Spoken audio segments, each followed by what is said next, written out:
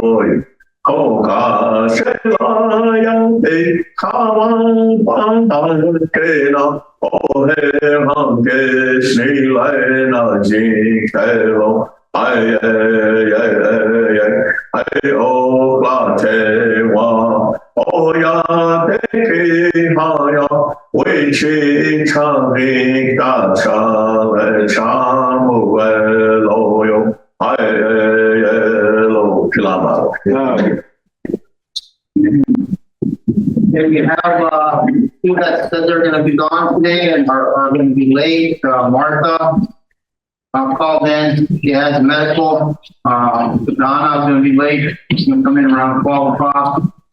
Russell's going to be late. Jared was going to be late. Neil's going to be late. Jared was late. Wayne's going to be late. Lisa's going to be late. And Jared wants to be excused. Sound like Lisa turned around though, so she might not be here at all. It sound like Wayne had some type of issue with the trailer coming down the roadside or something. You might have turned around too. Anybody else I need to leave today? You'd be excused for. Okay, we need a motion to approve the excuses. Oh, I know what I needed to ask. Did I need to ask if it's good for yesterday on today's agenda, or did it happen in yesterday's meeting? I don't know. We'll include it today, though. Okay. Include it. So, what time do you need it? 2 o'clock? 2:30? 2:30? Stop there. Put you in there. Majority? Motion. See second. Question, sure. All in favor? 1, 2, 3, 4, 5, 6, 7, 8, 9, 10, 11. Oh, 0. 4. Yesterday, council, we had all the ARPA people down here. I thought it went pretty good. I don't explain it into detail what was going on with the construction office. SWA was down here, they gave a report for some things that we probably didn't know. And Jim wasn't here to see if he can get his budget approved for his ARPA office. He's down here today, so we'll continue to with him. But he's not in the room right now, so I'll go ahead and talk about the next thing on my list for my report. Now, Good morning, Council Administration. I know I left early yesterday before a lot of the reporting was done, but before we go into any kind of approving or budget or anything, can I get a kind of like a briefing of some of the concerns I had yesterday, why I wanted ARPA on there, and we can do that and appreciate it. I don't think we should do that, Adam. I think we should have been here. I don't think we should rehash it.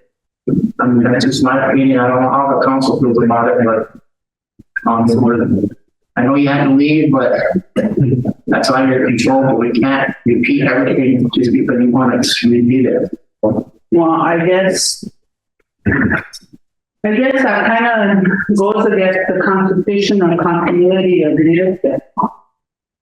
Because there's no way that I can make a decision on allowing stuff to continue to go forward if I don't know. And I know today people are going to make a decision on the livelihood of some people's lives based on whatever was said yesterday. And it would be hard for me to support or not to support. That's all I'm asking is just a briefing of what, to the knowledge of whatever happened. We don't need to go into detail who said what or whatever. I just want to know the basics of exactly where we're at. I'll tell how you feel about it. Sure. I don't mind. I mean, it will be fine. I mean, we didn't talk about security or ARPA at all. We mostly just talked about housing, gave us a rundown of all of the houses they fixed, the ones that are still in limbo and the funding that they have for it.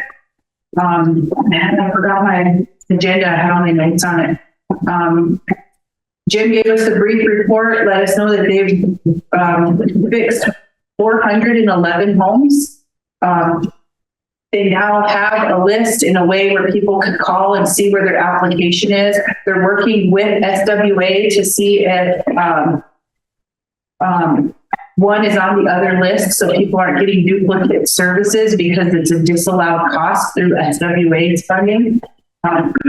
So it sounded as of yesterday like there were some things that we requested that they finally got to. Because I remember before when he was here, he was really getting chewed out because there wasn't, we couldn't call and say, did you get so-and-so's application? Where are they on the list? He said he's going to have Billy compile a list of everybody that's waiting and what has been done, and then categorize them by groups or what sort of repairs or renovations they had. That would bring those together. And that's as far as SWA. He just gave us a brief overview of all the funding available and what was expended. There's only one thing that wasn't. What was it? And you remember that we still had like 30,000 in funds available. But other than that, that's as far as we got was Jim's report and Gary's report. Thank you. So I have my notes. So they had 116 rehab applications. That's for SWA, and they can help up to 300.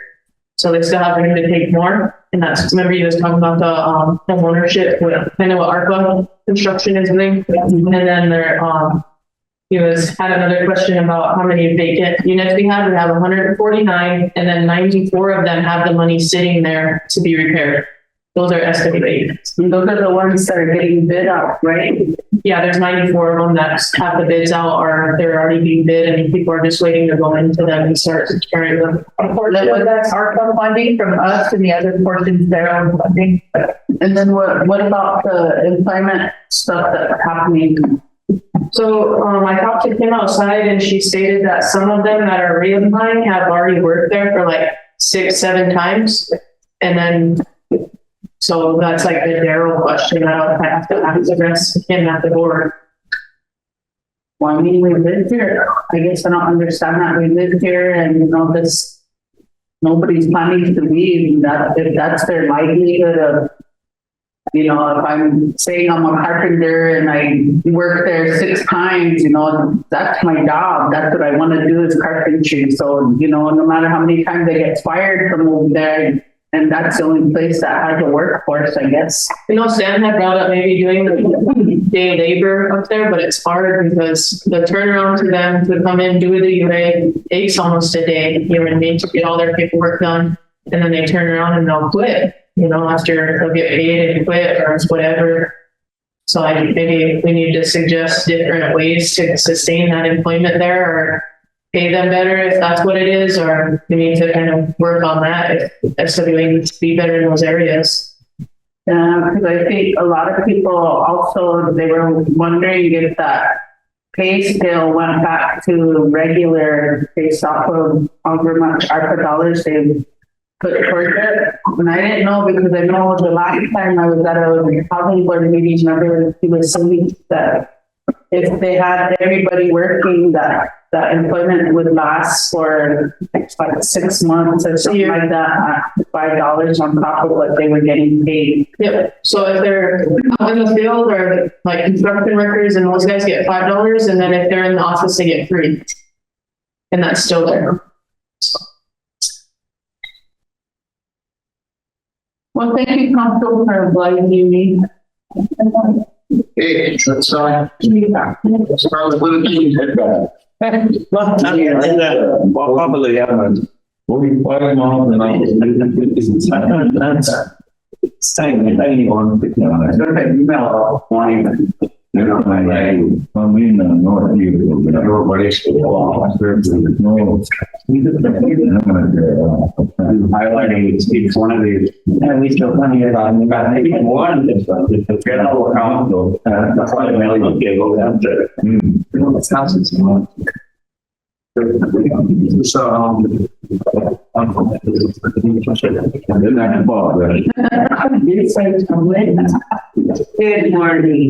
Good morning.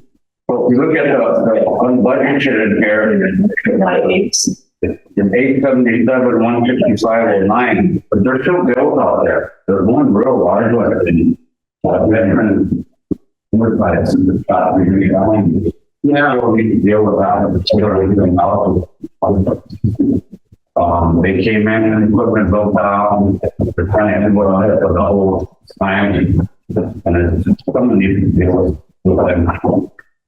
Trying to put them there. That's not common. You can get that's over $100,000. You have any detail on topics there, and get the details, not all of them, probably directly, so if there was one of the ones that was, one of those companies that were called Veterans, Enterprises, and they were supposed to bring the first heavy equipment down to snow. I think they brought a blade, a big dozer, and another piece of equipment, but they both broke down right away.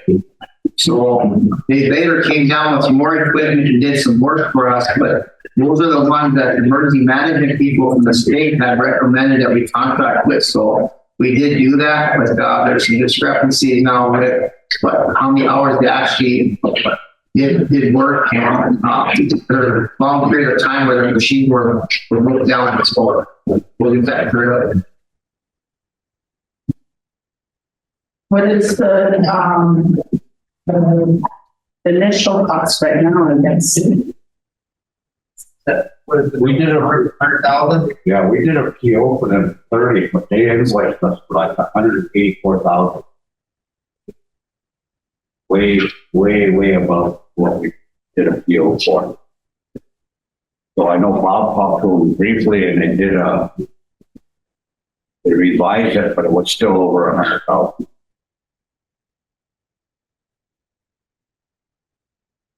All right, go ahead.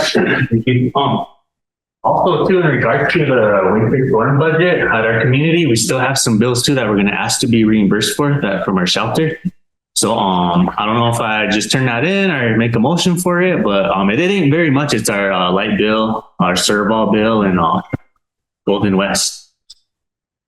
So, and it was during our shelters, our December bills. So we paid them, but we're going to ask for reimbursement. And when our chairwoman did contact ARPA, they said it was closed. They're not taking any more. So that's whenever we discussed it on Tuesday at our meeting. And I said, I'll bring it to council and try to get them reimbursed.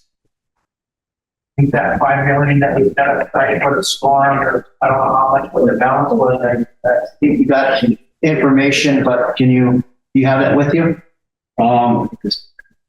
Well, if you look at this report there, that's what's budgeted there. If you notice, there's nothing for tribal employees, but there is for hazard pay. That's for all the individuals that were employees that would be hazard pay for. Now, I know you guys adjourned yesterday, but I mentioned that there's like 4 these communities that were open or in these chartered entities. I have not gotten anything from them. They got to submit those to Bob and you before I can tell you anything else. The contracts were handled different, but the rest I haven't gotten anything for. Jordan? Thank you. So I know a couple meetings ago, my colleague, Mr. Gray, made a motion to pay for propane assistance for communities for propane. And I was kind of curious because my community only runs off of we don't use propane. So I was wondering how, and Amlo was open. So do we have to correct that, or would I have to ask him to correct that to include the ones who have electric and only electric? Because the only thing that runs off of propane at ours is the generator, I believe. I think our utility is a utility. Okay, I didn't know if it was specific and it said propane, I thought. I think it did. But the treasurer's office is handling that. Yeah, I don't have any problem with that. Just, put down utilities. Okay. That way we'll cover the propane for the generator and the electrical. Okay, we'll just amend it then. Thank you. So out of the $5 million that we had for the storm, there's 1.4 million left there's still a lot of bills coming in. Yeah. So is that going to eat up the rest of it, or what do you expect to kind of be the balance? The 1.4 million is available from what's budgeted. Okay. So I'm not real sure who budgeted these amounts, but that's just what's available from what's budgeted. Oh, I'm aware of these charter entities. They want to be reimbursed for their equipment usage and their pay for their operators. Those haven't come in yet, and then there's still a few other communities that are requesting reimbursement. St. Francis, PLE, SWA. Remember, I came up to you guys' meeting, those are supposed to be reimbursed the hazard pay for that. I haven't got anything from anybody. I've been sending out emails. They didn't send you the bill. Mm-hmm. Sure. Thank you, Jim. When, or is there a deadline set for those line items that are budgeted to have an expense report given? So we know what's left, what they have remaining, and we can. At some point, we're probably going to have to, there is some POs there. You could feel from the utilities, project material, vehicle, equipment. At some point, we've got to cut them off. I mean, we can't wait until May and June and still be paying that stuff. So a PO is only good for a month. So at some point, we're going to have to visit with everyone. If they don't submit anything to you by a certain timeline, and it should lose out. Is that what you're saying? Yes. Have you set a deadline? We haven't set a date, but I'm saying end of February. This happened in December. Happened in December. My main concern is that. My thoughts. So if we set that deadline in support of Jim and getting the business done, then as council, can we agree to support that? Because programs will be coming to us after the fact, and then are we gonna say, okay, well, no, Jim, you gotta pay that. Community developer. I mean, we're getting it. Everyone is supposed to check in at Madison, but we're getting documents saying they worked out in somewhere, but they didn't check in with command center, so if that, the deadline does need to be set. So I just encourage us to support that deadline. Thank you. I thought that, we had already got the report done, so I feel like that it's fair for us to set that because it should have been included in our report that was sent, right? Or did that get finished for FEMA? FEMA, that's for the equipment usage and stuff. That's the other issue is that FEMA reimbursement has got to go back in here too. And that's going to support whatever you guys want to do for the future. But I don't know. I really don't know when that is. Last I heard, it was still up there. They're reviewing it. I got a letter from Johnson, Mike Browns, and what's that other guy's name? Johnson. They all wrote a letter and they signed it supporting that the president declare a new declaration and disaster declaration. So we're hoping to hear something on it soon. So that package was sent up there. It was put together pretty well. And so I'm feeling pretty positive about it coming back with, then we have to figure out all our reimbursements once we declare that. So we're still waiting for them to declare a disaster so with the presidential declaration. How long does he have? I guess it was like 15 days or something like that. It was I think, I'm thinking right. I think they told me it was like 15 days or 10 days or something like that. So under that FEMA, what was the dollar amount that? Or there is a dollar? There's no dollar amount. It's just like a cover letter with all the, Just request. like the narratives and that kind of stuff that requesting that they declare. And then all this stuff is getting accumulated. Meantime, it's getting accumulated, all the program costs and all that stuff. I did send out an email and I didn't get a really good response. So I sent it out 2 or 3 times. So I'm going to have to call those individuals and they're sending them to the wrong people. They're doing the narratives on their costs that they use for the storm, but they're not sending them to the right person. So I have to go through my email, making sure that they didn't send them. And if they didn't send them, then I have to call them, making sure that they're getting their narratives done. So is there like a, estimated amount right now that we're sitting at with what they're working on so far or what has been predicted so far? You can estimate a round off number of what we're looking at if this does get approved. There was a number thrown out there. It's probably we're thinking maybe about 3 million, maybe trying to get reimbursed. When was that report submitted? It's been a few weeks now. Well, I think we only get 75% last time. yeah. Of what we submit or everything we've gathered. We submit to FEMA, and they only give us like 75%. If he signs it, it might be higher. Steve, yeah, we have the paper trail for, let's say, no dollar amount was spent along with the package. Yeah, we got a paper trail. We had all those expenditures. They had them all on the table. We had 3 or 4 people up there.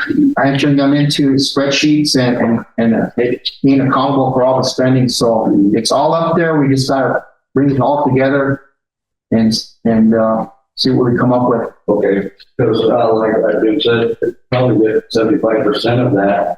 Or the ones that are approved. Yeah. Well, I think that knowing FEMA, dealing with FEMA before, that is not at all that good. So, and then plus then we spend that, but if we have the total package, but the total dollar amount, then we can go down the list, those programs and the dollar amount expenditure, and if they were approved, you know which one that were disapproved, we'll have that paper trail to talk them out. So we'll know which ones they actually approved. And that would be good for the future. We archive that, and if we deal with FEMA again, we can look and see what they actually approved, and we'll have some idea of what the area that we need to work on if a disaster like this happens again. So you can come to fall back on. Thank you. Okay, is there any more questions, Stan? Yeah. This is regards to the utility for the community buildings. Our building is electric. Well, But I don't think we've used our building at all for the winter, like for somebody to stay in, or so that probably means we're not eligible for. I think that was a flat amount, right? So I think either to electrical or whatever, probably use that off. So like our treasurer can send Yeah. a copy of the bill or something like. Send them a copy and they cover up to that $1,000. If you look through the ARPA funding source in there, it's in there. It's in there already, got $2,000. Russell, Yeah, Kahi Trante Washtan, the pictures of the law. You guys ever figure out what Jose Blink was in your? It needs back taillights. Anyway, going along that, when during that storm, we used our building. We actually it was available, and come to find out, we had electrical problems. Our heaters weren't working in both big rooms. So I called into the command center there, and they took the notice down, and they said they'll send an electrician out there. Well, no one ever showed up, which is okay. But I think at some point I need to get that fixed in case, we're not done yet. There's still, we're still in the winter time, but we used it to store supplies, equipment, and, after the fact, all the food that was coming out. So you're saying that we can submit a bill for our electric? You can attribute it back to that time frame. I don't see why you can't. Okay. And Yeah, because all our electricity bills come to the tribe and we pay it out of our community fund. And I think we can document that, at least get a document. Okay. You might still have to get our bill from Park City, because we had that week. right. So I still have to send it back, so we'll get back to you. okay. Jim, you want to talk a little bit about your budget? Not yet. Not yet? Good. Page 8, 9, and 10. That up there. I think 8, 9, and 10, you guys want to know what equipment we bought and where it's at.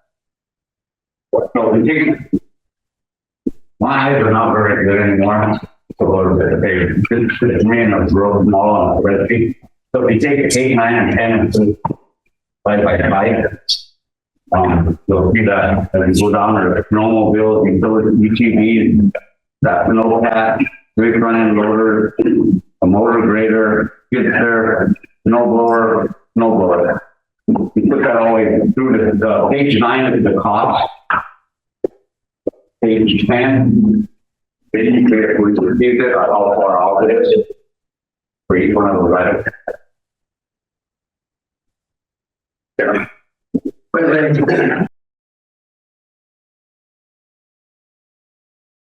So you just said that this is going to be start paying, and I can motion. Oh, just give it, yeah, no. Okay. At least we like to cover letter who it's coming from and. Okay, that's what all the bills from December when our shelter was open, and they did pay them, but they're just asking for reimbursement. And I totaled them, and it comes up to about a little over 1,300. So I mean, Yeah. not very much, but we just didn't know who to give up. Well, we can get a cover letter, it's not, it's paid for that time frame, I don't have it. Okay, all right, thank you. He's not from bigger. Remember, what's the one that you say? One was that.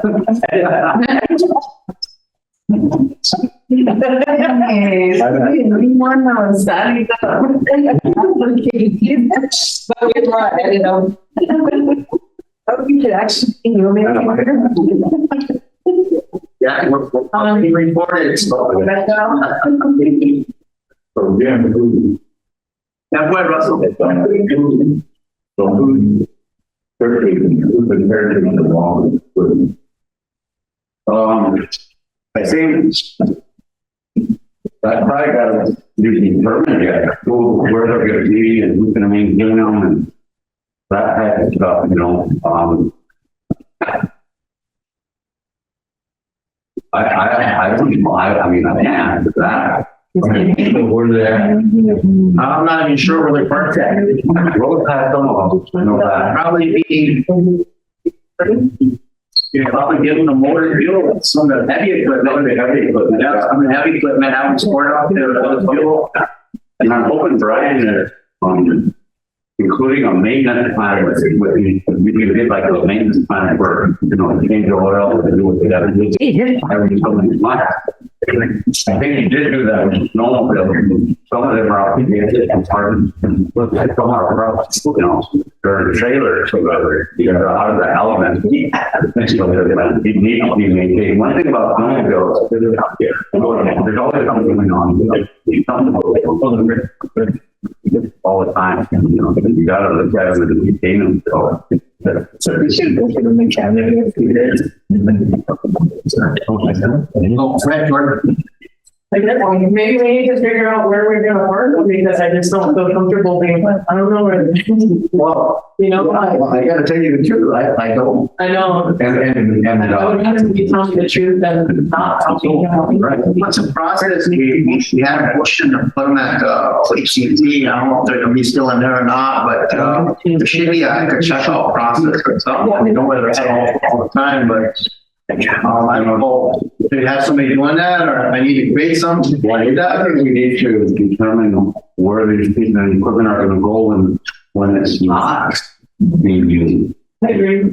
You know, be it roads or housing or whoever, they gotta be maintained. I just kind of wanted them, like thinking of parking them by OHGC is because your guys' building is right there. These they were purchased with ARPA funding. I feel like we can keep them there for the time being, at least for that way, then there's not accountability. Maybe that heavy equipment stuff can be stored up here or out at Shorty's program, Shorty Jordan's. Sure. But the other stuff that can kind of be supervised, so we're not And we can knowing where it's at. we're gonna probably extend that fence out a little bit and we can park them all in there. Me, I feel that it needs to be marked our home. Right. So everybody, if you see it, it would tell the person, away to the casino or whatever, you know. Especially like the inspectors, you know what I mean? Those guys drive and are kind of all over, and then you get complaints like RST, and they send out a plate number to you, and then I realize what kind of vehicle it is, and I assume it's a inspector, right? And then, well, that's why they're all over, because they're inspecting people's houses. But you're right, like our stuff needs to be visible on what program it is and things like that. We can even get magnetic, just maybe slap them on. I suggested that earlier with that. I can get magnetic.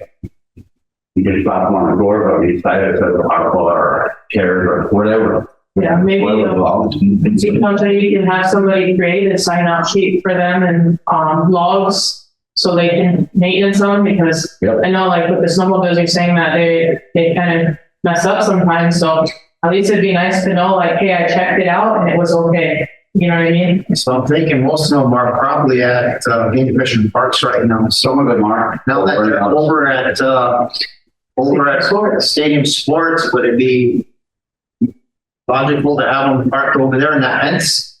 Or there's something that, yes. They might get vandalized, or well, they have trailers.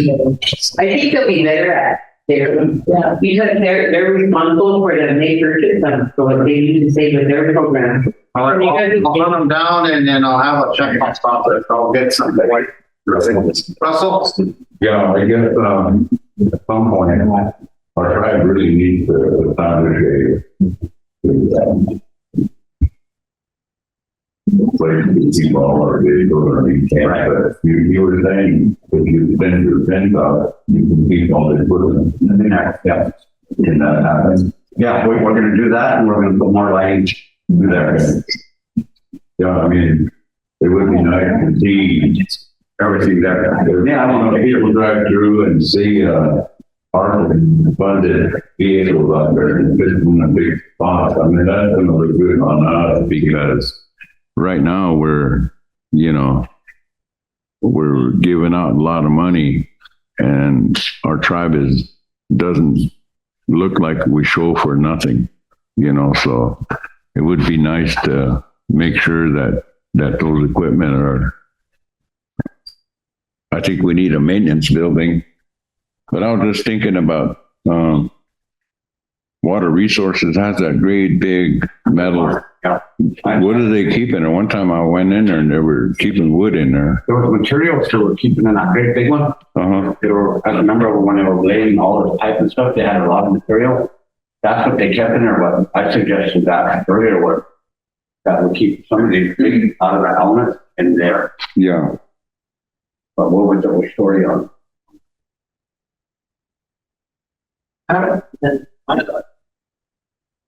And do we have anybody right now who's currently, I guess, showing how to?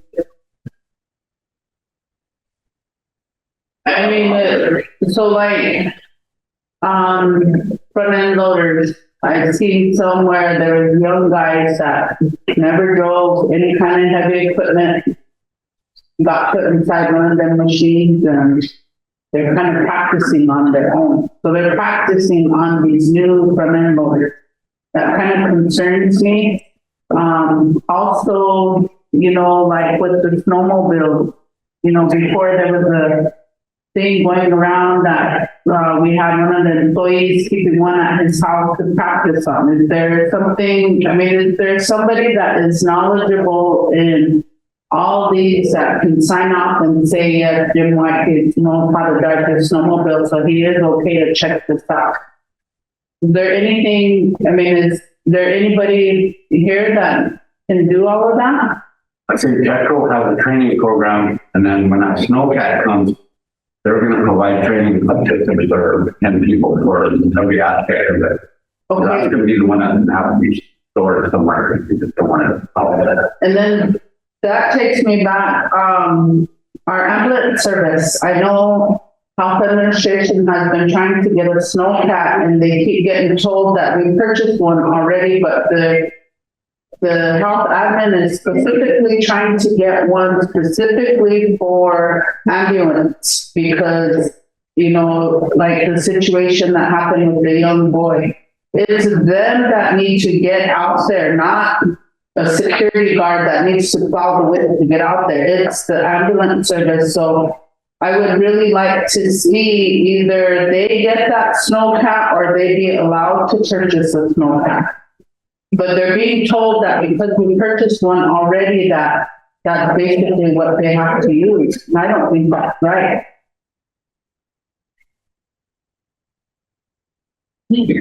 Not my decision. Well, who made that decision? The five. I made the decision that we're already on a process of doing a snowcat, and then this other equipment came in from snowmobiles, requesting snowmobiles for health admin and the ambulance service, and then they wanted a snowcat ambulance service, but we was already in the process of buying one. So I said, well, we can use that one.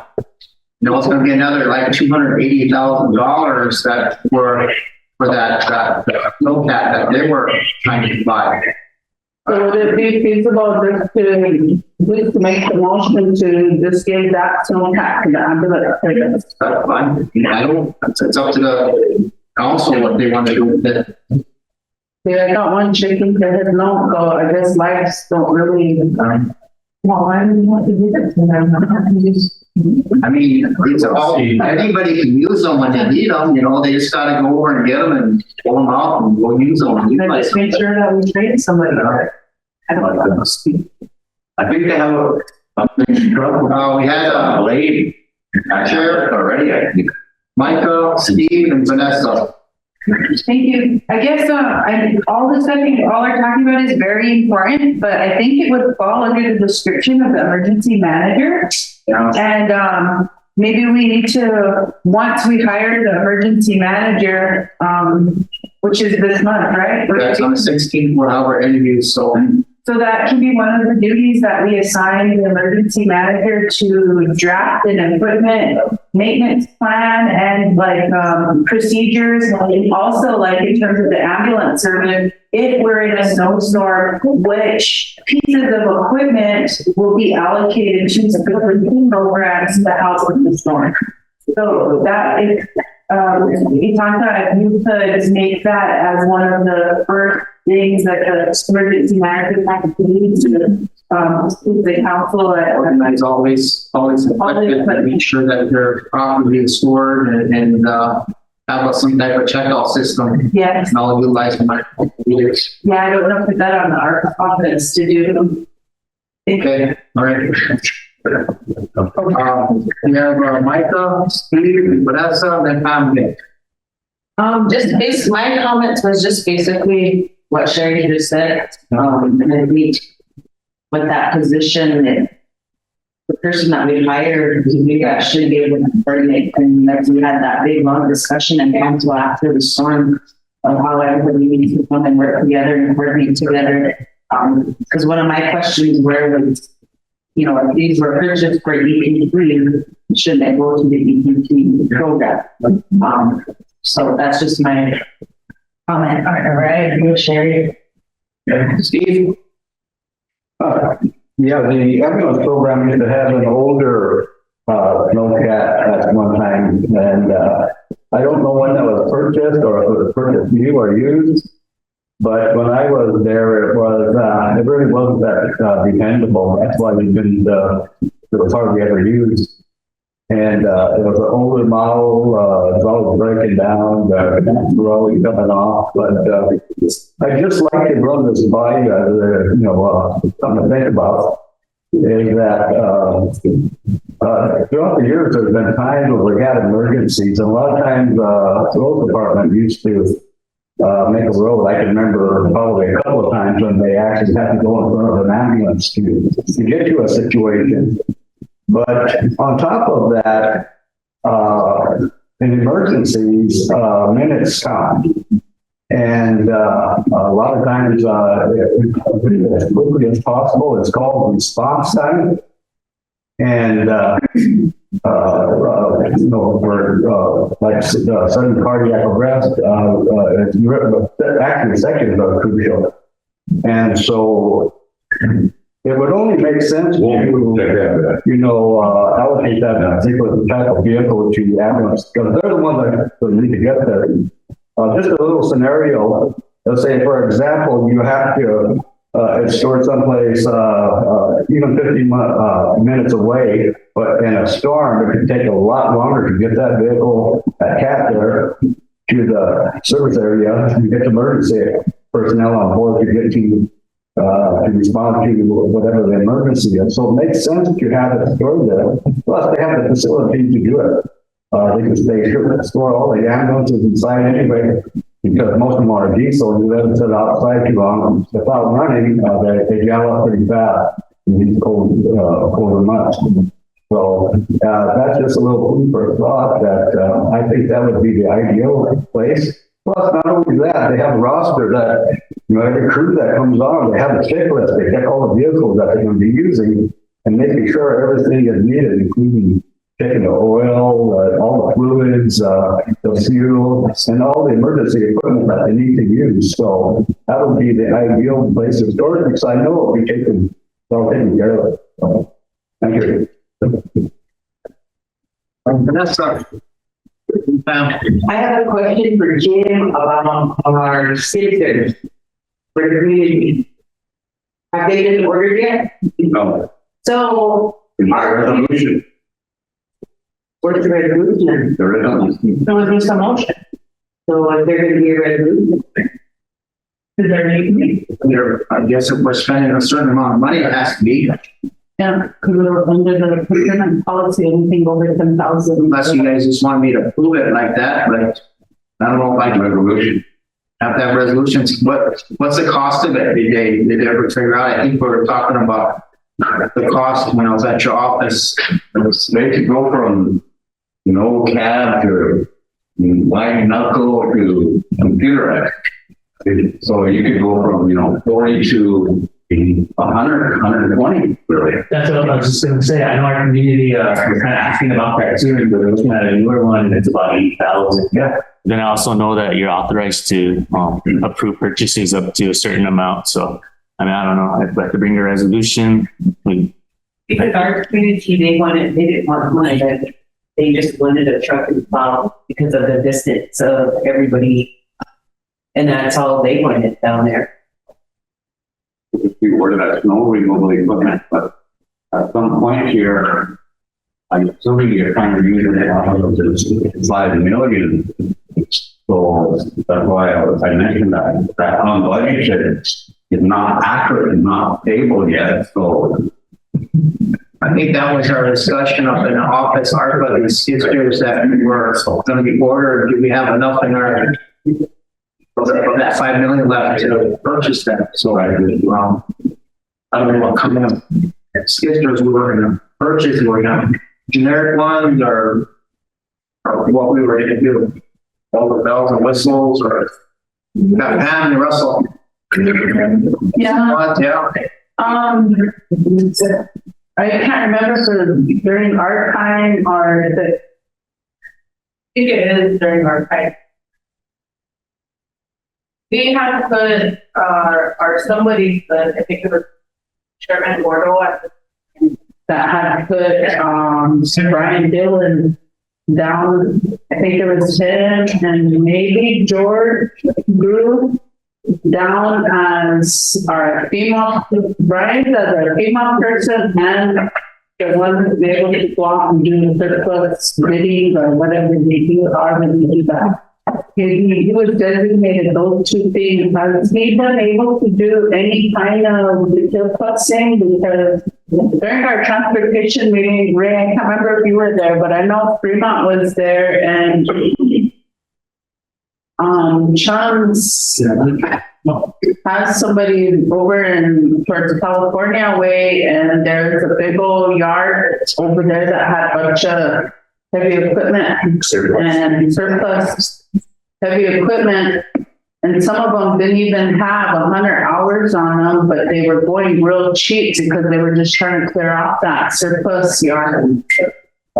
So I'm wondering, is anybody even looking at things like that? Or, I mean, I know Brian, that's why I call him the man, the myth, and whatever, Superman, because he's been detailed to do all this stuff, and I'm just wondering if he's overloaded and maybe we need to designate, and we also need to replace George's name on that, one of those lists too. So I'm just kind of curious on all that. I think Willie had a comment on that. Yeah, Pam, I started doing some work on that. I need to get a hold of GSA and see what happens there, how you go about doing it. You know? I know we used to do it back in the 90s. Gleanese used to be the screener. I think Robert Long done it for a while, but they used to go look at this equipment and check some of it. It really has to be looked at because a lot of it's junk, you know, and you don't want that. Yeah. So, but if you would give me a little more time on it and see what I can come up with, I'll work with Brian if need be too. So I'll know some more about it next time we come together. But it was part of my report. I just brought it up now. Oh, I think that. Russell and Steve. Yeah, we had a land and acre meeting, and apparently, Game Fish Park has a vehicle. They want to convert it to tracks, and then install. I guess apparently it's open. They wanted to install doors so when they get out, they really had a lot of problems. They got out, sitting in that vehicle, occasionally people around, but they need maintenance. And during the meeting, they asked if I could find some funding, but I think it falls right into maintenance here. It's like they gave me two quotes. And basically, it's pretty close to $11,000 to do that. And we use that in terms of maintenance, and we use that if you track it on and put in some doors or whatever you have. Probably send me the quote to do it, and we'll decide if it's over within my allowed month, I can approve it. We can do that, Russell.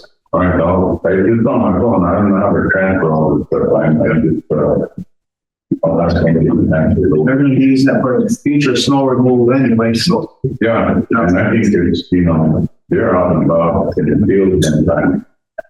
And, especially, trying to take care of the ball, so I would check with someone use that stuff with neat pockets. Steve. Yeah, I have a little information on DSA also. I've gone to screening with Gene Leroy. Yeah. One of our screeners. Yeah, and we've gone to different bases that were shutting down. They had excess equipment. And to take a look at it, the wife said, some of it's stuff, but some of it's good. And they also send out a monthly flyer. Ambulance director could have some of the flyers because they used to send them to us all the time. And a lot of those flyers had all the equipment, there was a lot of heavy equipment on those flyers that were available. So if we get get someone on that, I'm sure that we can get the heavy equipment out of the deal. Because, and some good stuff. There was some big orders on some of those flyers that they sent out. So that'd be something that you might want to follow up with. So if you're not on screening, you go down there and they didn't charge us anything. We just had to do the provide the transportation for whatever items that we chose and bring it back. But Kind of like an audit, that what they do, or they just, are you sure? Just like what you're showing your card that you're a representative, I mean, get in there and. I don't know how we were going about doing that screening because Gene was the screener and I just went with him to, on behalf of the ambulance service to pick, medical equipment and stuff up. So, and there's also another, I'm thinking they might be associated with JSA also, Amway, or Trans Am.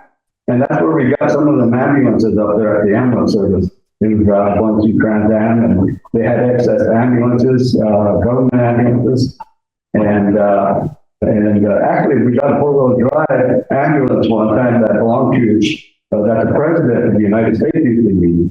So, and it was low mileage and everything well taken care of, and we got that and brought it back. So it's just a matter of providing a way to get the equipment back. And I think, Steve, if you're a government, the bid process is out, you don't have to bid on it. No, I used to do a bid on myself when I had a private job. I used to buy them with police cars and stuff. Government, you can just work something out with the transfer. Yeah, as a matter of fact, they might even give you priority and that's why they send like the ambulance program, inspire with list of equipment and stuff in case you're interested. So it's worthwhile following up on here. Russell, right? I remember a time when we used to get those really big army trucks. Houston, I have. We had a program. We had worked in communities. We used to send them out to cut wood in the middle of this farm camp there. And they used to go down in a grade. We'd go up by wire along the river just to get cottonwood. Things like that happened back in the days, and we came to a point where our community was the only one that had one running, and they came after it from up here someplace, and I never saw it after that. But it was a use a lot of gas. Sure, but that kind of gas was cheap too, so we need to have somebody, I think we're creating just following up on what colleague over there said about Superman, you know, I think the position that being created will probably fit the role. But there is people who check that thing all the time.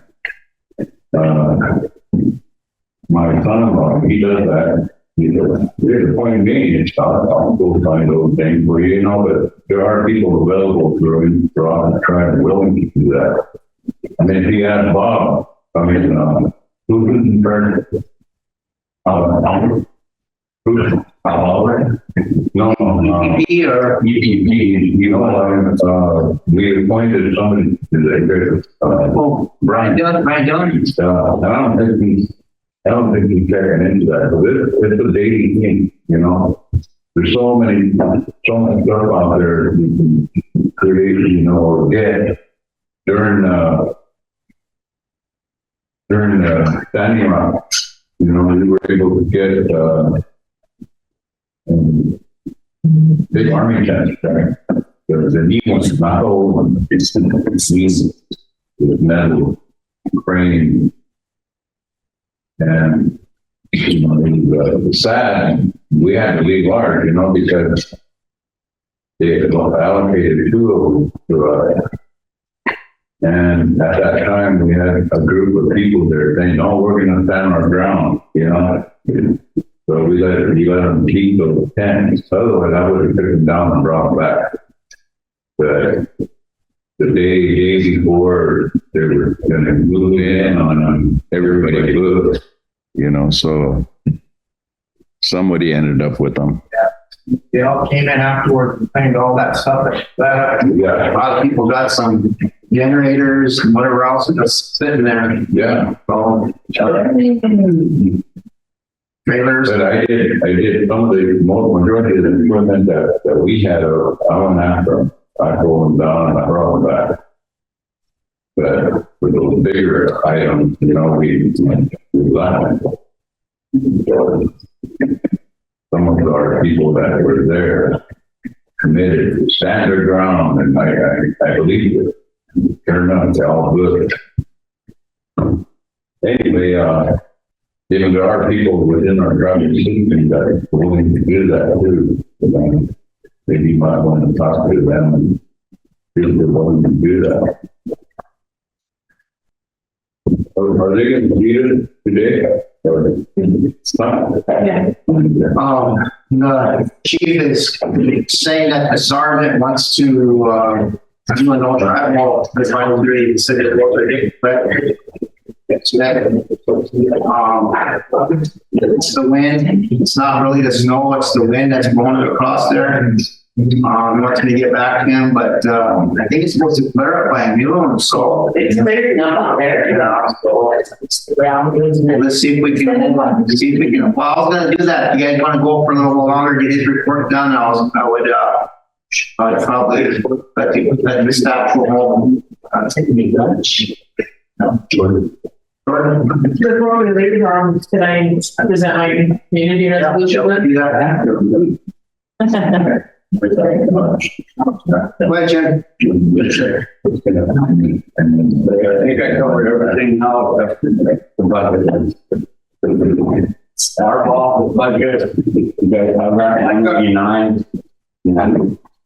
Pictures in here we are. 98. What's up there? We go through on page 2, with the tracer, you'll see a little bit of red there.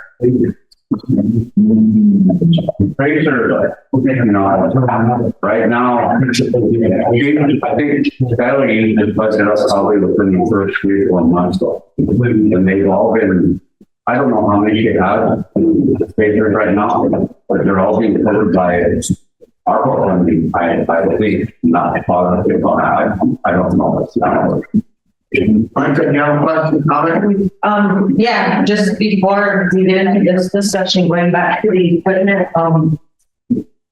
For me, it's really frustrating to see, like our heavy machinery equipment with our tribal programs. I mean, even with our tribal vehicles, the trucks, the cars, the SUVs, because they're not maintained. I think my opinion is that we have tribal workers in these vehicles and they don't care because it's not their vehicle. So I would like to motion, for these vehicles that have been purchased already with the ARPA funds to be returned back to the ARPA office until there's a process created, and a maintenance schedule created on how to maintenance these machines. So my motion for property and supply to adopt or develop a mandatory maintenance schedule for all tribal heavy machinery, pickup trucks, SUVs, and cars. And for the EPP stuff, snowmobiles, whatever else, and then purchase to be, how that's done. For our cares, purchase vehicles, our equipment. Second by Jordan. Same time. All right. I'll go Ray, then Eileen, then Steve. I just want to know how much vehicle that's gonna be in if there's room out there for them to be out of one. I'm assuming it can be a lot of vehicles that will have to be. I don't know if they're the next level under there. Well, just the vehicles that have been purchased due to storm. During the storm. Yeah. Okay, not carried. Yeah. Just Not the other 75 vehicles. Well, I mean, I guess- Stairs or- That way you don't look at all the foot, no. which I was trying to use the whole. I have the figure for the whole time. OIG is still questioning the vehicles, and they wanted to know our inventory of vehicles. So I have finance get that for me. And are you ready for that number? Yeah. 484 before we bought the care. I got the record, got it from property supply back here. That's not good, that's the entire tribe. That's it is right. We're just talking about We're there. talking about what CARES Well, purchased. care last time was 70 something, almost 80, then this time is just for the heavy equipment. And that's no good. But you gotta remember too, come March, so tracer vehicles and security vehicles, they gotta go somewhere. How many of them still work? Do we have a motion on the floor? I'll keep my motion as CARES and ARPA, the whole. Yes. Eileen? What are we gonna do, the whole league, this whole, so what about, so are you rounding them, they're not able to use them? Until they go through this checklist, because So we have, is it gonna be the, security included, the trucks? yes, everything. And, tracers, so COVID's still going on, didn't go away, and the, security is still needing to go out. So all these ones that use these vehicles for the jobs, the whole thing not sitting at our office, what are they gonna do while they're sitting? Because this policy that your money isn't gonna happen overnight. So are these guys gonna get laid off? Are they gonna sit around? The other thing is the things that they're taking care of aren't going to be taken care of. So then, Well, I assume that property and supply should have a process on how to maintenance them. looks like there's a new property and supply person, and probably they know. I know there, I'm talking about new within this past year, because we lost, Santiago and as it went along. So that person is in there probably learning too. There's that person have that overnight. That's what the thing is what I'm trying to get at is the work that they're supposed to be done is on hold. How long is it going to be on hold? Are you guys going to sit around and have a good old time? They're going to get laid off and have the money What is this gonna do to them? Well, I mean, I know some of the health admin has other vehicles outside of CARES and ARPA that those vehicles could be utilized during this time, but for me, it comes back on, Scott and the Secretary's office for getting this motion to those programs and get them, it falls back on them. And I understand what you're saying, I mean, but at the same time, it needs to happen. We have a lot of damaged vehicles because they aren't being made.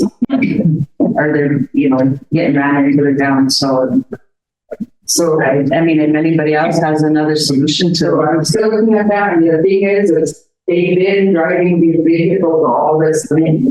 They could still be doing their job, still be driving them and set this in place and give that comprehensive supply the time frame of this, the timeline of getting this done, and then doing that, driving down beds, maintenance them, or service them in groups because we can't do them all at once. So, just have a plan and doing it that way, but it's just that I don't see them not doing anything and not doing their job that it's supposed to do. And when you say they have these vehicles, those vehicles are probably used for something else, so they're not gonna pull these ones in. So that's my concern. Thank you. Okay, we have, Norman Sheriff, Russell.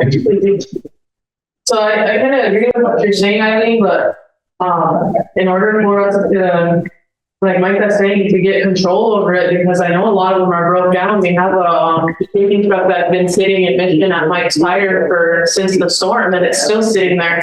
So we kind of need to get a handle on it before, I mean, we bought 70 vehicles and I bet you 20 of them are probably still on the road.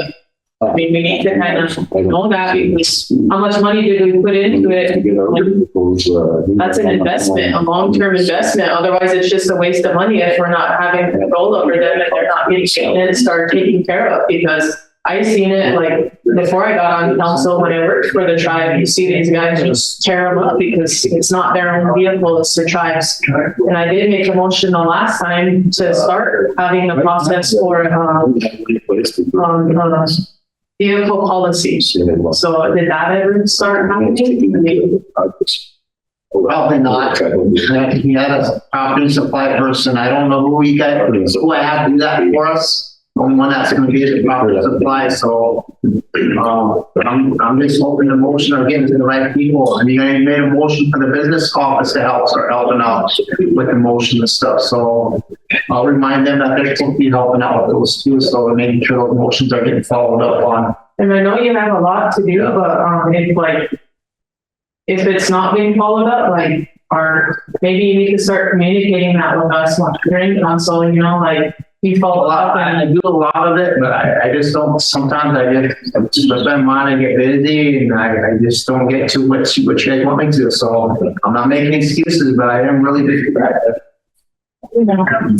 I do a motion to enter, but after my meeting, then I said, everyone gets something.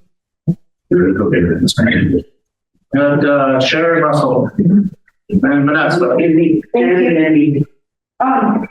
we, call in, Loretta and ask her how long it would take her to develop the process? I guess I don't think that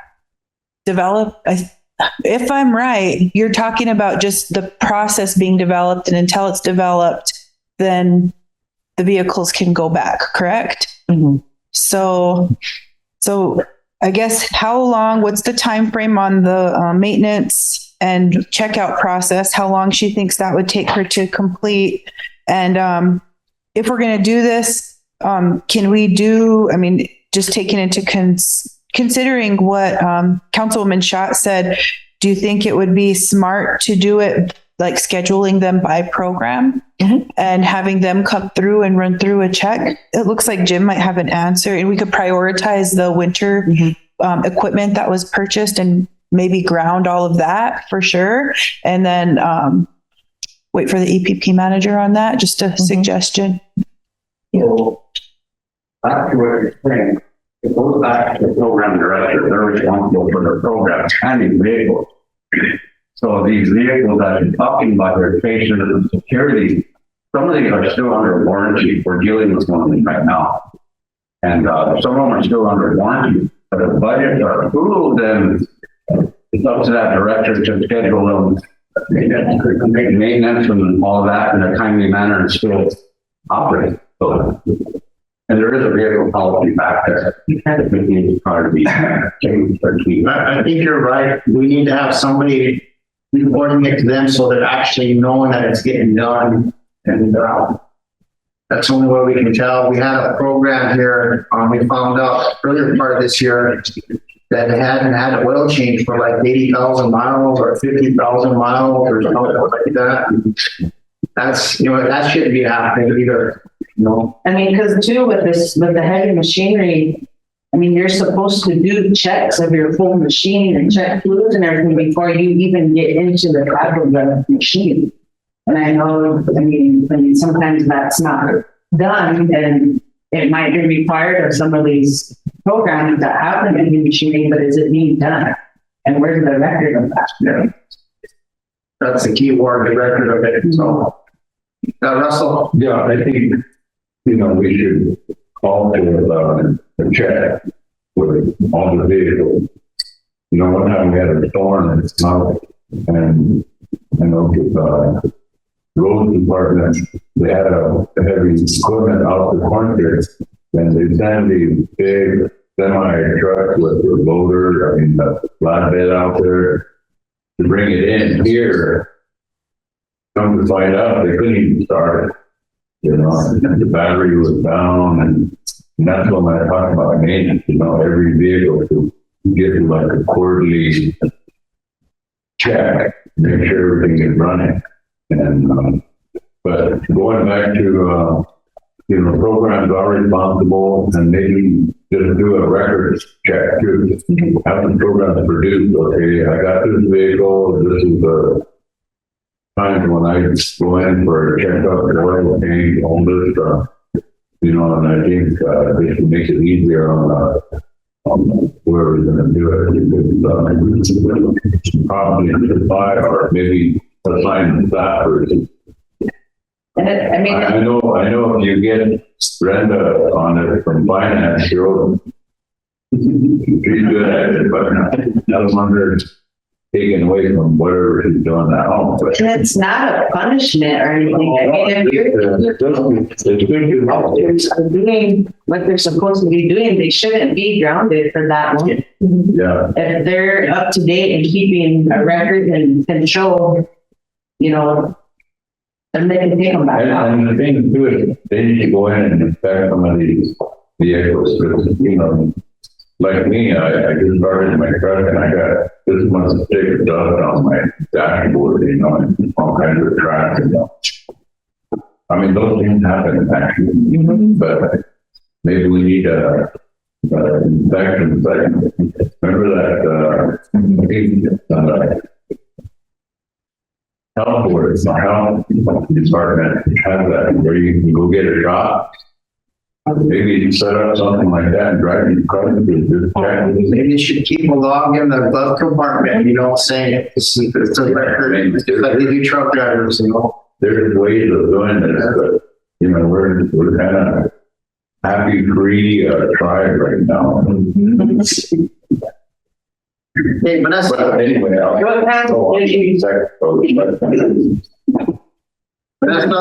Pam. Okay, Pam, go ahead. No, my suggestion with Eileen's concern with downtime, whatever, I think that the security and the tracers, if needed, they can help Loretta with doing this. We pick the day, a couple of days that they're gonna just sit and go through each one of these vehicles. That can be done. You we could get utilized that way instead of having the downtime of not doing any kind of work, And they would probably help Loretta a lot because Loretta is a property and supply person. And I'm sure, and I do believe Hauptmann does have those small things that you're requesting. Let's,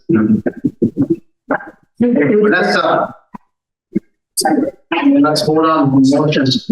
I wanted to add on to like a motion where like these tracers and security vehicles go back to, they were getting ready for ARPA and here. So like I said, go back to his department so they can check them out of his, during the day when they're needed. So at least you know who the driver is and they're getting taken care of to walk around and see. But since that comes out of there, they can stay with them. What do you think about that, Jim? And then Jim, But it's gonna be back in front of the body again, because by the end of March, somebody needs to decide where the vehicle will be for. 30, annual. Yep. It's been expanded twice now. I don't think it's going to be expanded again. I don't know. The council needs their own work vehicles. Yeah, they can be wild. their own vehicle. It's a thought there too. You know, I mean, all the communities run vehicles. There's going to be some in March.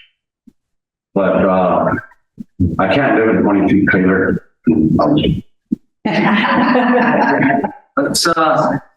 Let's read the motion back and let's, we'll call for the question. But And a motion by Michael Lunderman to property and supply conduct their mandatory maintenance schedule for all ARPA repairs vehicles that were purchased and to be returned back to ARPA until this process is done. All right. They should get a make amendments according to everybody's request.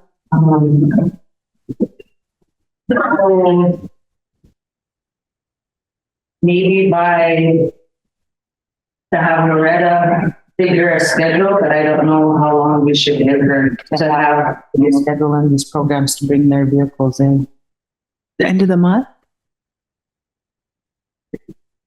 I think we could start doing it before then, that's still in about 2 weeks. all they would really have to do is bring in the record of them in service or, you know, that kind of stuff, and then she can check it off. Yep. Should be fine. How many they have? Yeah.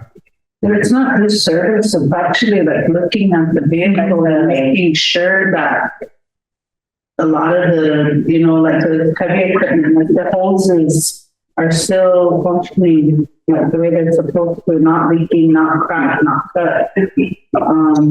Looking at the hydraulics and making sure that the pressures are still being able to handle what they're supposed to be doing, because you know, the winter storm really took a lot of them out because nobody was checking that stuff. And just the whole side. Service and condition of the vehicle and what. So maybe have, oh, go ahead, Steve. But Yeah, just some information, some more information is, I keep going back to ambulance service because there's a good program going there. And who that's going to be using that vehicle for that day, they have a checklist that they go by. Everything listed on that checklist that they've got to check off, and then they sign it at the, including the mileage. And then they sign it at the end of the day.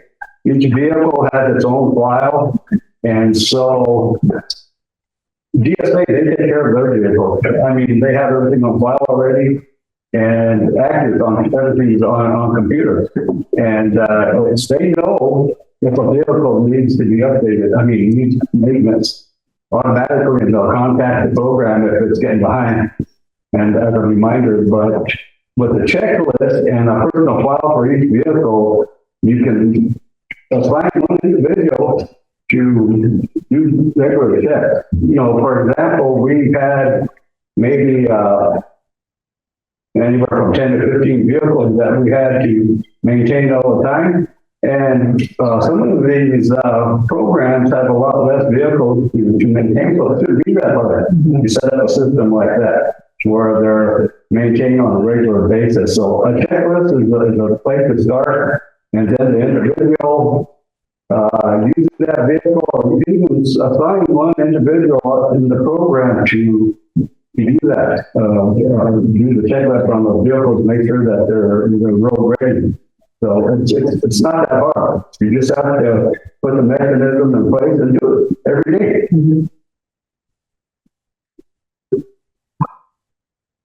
Anything else on your motion, right?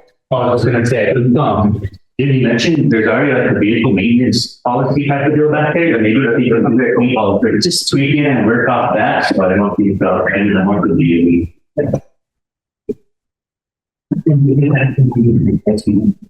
Okay, is there any more discussion on, Michael's motion?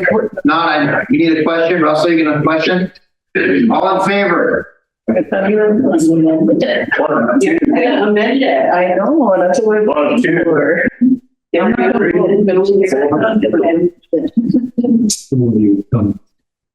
Five, six, I didn't seven, amend to that. Yeah. As amended, what's the deadline? I would say by the 22nd, that's roughly 2 weeks. This one? Yeah. So get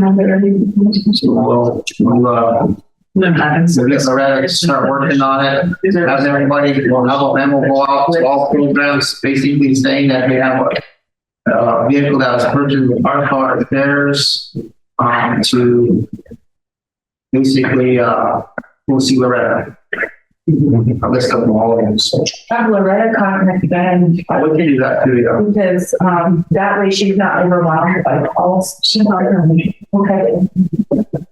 All right, let's, as amended, let's start it on again. All in favor? All in favor? 1, 2, 3, 4, 5, 6, 7, 8, 9, 10, 11, 12. Opposed? Zero, not voting. One not voting. Motion carried. One opposed. 0. One opposed. So what is it? 12. Yeah. 12, 0. 1, 0. 1, 0. Okay. 12, 1, 0. Recount. Okay. Opposed. 0. Jim, you gonna wait for that to come down, but, we'll go back to her. Any more, Jim? Okay, on your budget here, I wanted to bring up a couple things first. First one, the unbudgeted is 5.711,060. As you go through these financials on page 6, or page 2 first, the treasurer, you're going to see some red, that's the government administration, right? On page 6, I know yesterday you guys talked about a maintenance department. Water and sewer just failed to tell me when it was budgeted for 260,000. He's on to the hand now. So you'll notice that his employee line item is in a red. That could be corrected with the other line items, but I'm sure if you give him it, he can say he's got the money here. Department, because I think he deals with a lot of zoning. There was that story. So that's one highlight. The other page, What number? it's 507,500. ARPA water and sewer, ARPA meeting minutes was approved on December 6th, 21, a total of 250,000. He's coming to the end of that now.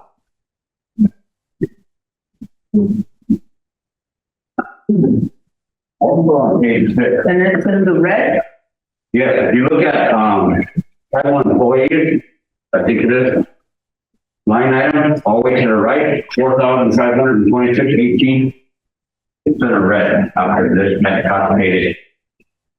The black can take care of that, but like I said, you guys discussed the maintenance department yesterday. He takes care of a lot of the funding. I think it employs 1 or 2 people. I'm not real positive. Who's that? Sorry, yeah. He's in the past, he's always come to budget finance or land and natural, asking for more money. To do more for the people out there as far as their front. Right now, he only deals with the curb stop to the house, and that was kind of the rule for the longest time. But now he wants to have plumbers out there who actually go in and fix plumbing and do that kind of work. So he's been doing that, but he does not have nearly enough workers, money to even get that done. So on this last storm here, we had to call in some plumbers because we didn't have enough. But we still don't have enough. We have every day we have somebody calling the vice president's office or my office saying that they're having some plumbing problems. We just can't keep up with the requests. So I heard Jim talk about yesterday about a lot of those calls, emergency calls, our plumbing issues and furnace issues. And so we're gonna have to decide if we're gonna put some money in there or not to create a maintenance. So if you guys get calls also, we don't know where to refer them to. So I think we should strongly think about maybe obligating some money for a maintenance type program for plumbing and furnace. I think the water and sewer program is a whole nother discussion. And because some of his employees don't know how to do what they're supposed to be doing. And so that's one part of it. But at the same time, just during and looking at them during the storm, if it's because they didn't know how to do the job, instead of just saying they didn't know how to do the job, they just wouldn't do it. So, to me, it's a whole nother discussion. I don't know if we want to get into it, but I don't think so. I think they do the best they can, Micah, what they got. A lot of times they got the people that are working on that stuff. It's on the job training, they're just saying that. So, a lot of the quality of the work that they do is probably not good enough. Some instances they have to come back and do it over. So that's another discussion. But that's not. So I use them a lot too in our community or other communities when they're needed for plumbing. So how do we have to do a motion or to give more money, or will that go through budget and finance, or how's that? That would probably go through the ARPA committee and decide if you want to allow more money for a maintenance type program. Or even whoever's going to run it. If ARPA's going to do it along with their renovation stuff, then they need to know that too. So I'm not sure if Jim would be willing to take something like that on or not. I think he was gonna go back and look at how much more than done as maintenance type stuff. To do it and come back. But maybe, that's this guy's job. Yeah, But I wanted Shorty to do it, his workers, because they've been doing it all the time. Because I've been using them squat and fix people's problems. So how will we get money into his program to keep doing it? It just doesn't move some of his line items. He can. I know, so see, that's why it's gonna get the discussion, yeah. I'm just bringing it up because it's getting to that point where it's not gonna happen. That's kind of where I was gonna go with it too, is that, I know he's running out of money, and I know Vanessa, she made a good point, because I know in St. Matthew, you get like a lot too. But I guess, is he requesting the same amount, and I could try to do that, to have a whole discussion on it, and I don't know if it'd be the same amount, or how long they want it to go, but, how long does it last? Do you know how long it lasts in? He can probably move, like Pam said, he could try and move a lot of that stuff. About a couple of months, do you think?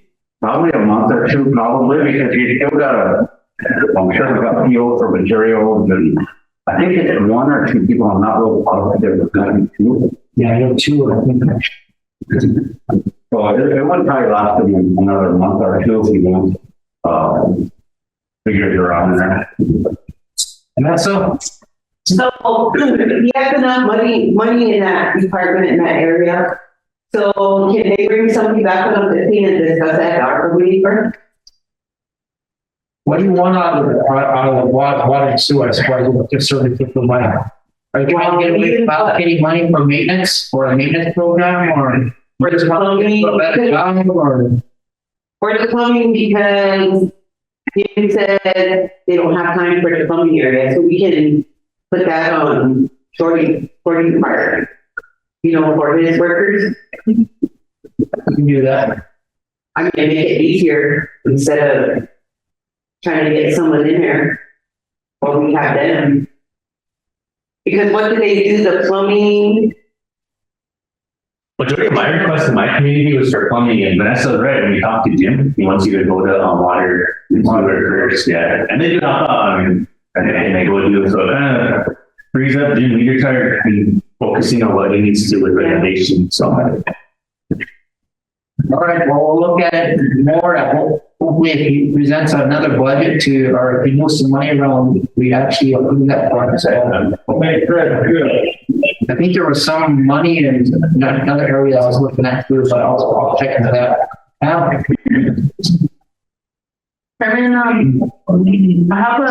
just have a question because all this discussion runs out of concern here. So these directors, do they meet with you and give their concern as far as, like what they still need and can ARPA help? And I mean, do they come to you like that, or they come to me if they don't have enough to do, enough money to do something and to provide a service? They're down there telling me, what can I do? What can I present? And usually my suggestion is to just go to budget finance or the committee and go through the process of asking for more money, that type of situation. But yeah, they do come to me with their concerns and their wants and needs. So I think along this discussion, this ARPA money is not gonna last forever. And the way this discussion is going, it sounds like we need permanent positions or whatever. Maybe you can have a suggestion to Shorty that he said, he get down to budget and finance and he bring the budget as far as being able to employ several people. The only reason I say that is because inside of this budget that's set for him, there's a cell phone service of 5,000 in there. And he's only used $105 of them. Now, that tells me either they got the best phone line connection or he's doing something with that phone service, but that cell phone service, because I know one phone the bill's never usually $105. So there's something with there. Office supplies, I don't know why that's even listed inside of there because they're plumbers, they're on the field. Maybe it's just administrative, but that office already has an office supply line item. Which page are you looking at? I'm still under this water and sewer stuff. And that's why I'm saying there's a lot of things inside of here that, like even under utilities, propane, electricity, garbage, etc., 12,500. You know what?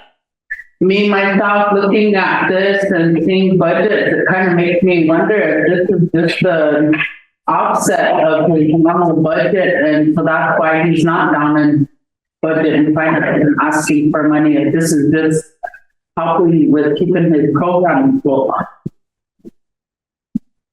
And if that's the case, that's kind of scary because you guys are saying there's only, would you say, a couple of employees that are underneath this? If that's only two employees, this budget kind of looks fishy to me now. Because there's an office already in place, there's already a budget in place for that office. This is supposed to just be a supplemental where two employees are supposed to get paid out of this money to do work, This sounds like a whole office of its own. That's just my opinion and that's my concern. So I really think that, where my colleague, Ms. Lunderman, came from with, this needs to have a discussion. It does need to have a discussion. Expensive that type of employees or 100,000. Yeah, I can, we don't have a quorum in the room, so. But you can audit for a couple of months anyway, and then give it your right to come back. I mean, even under that employee recognition, they had 5,189, they expended that. What did they? I mean, year to year. Two employees, I don't know, what did we do, 10?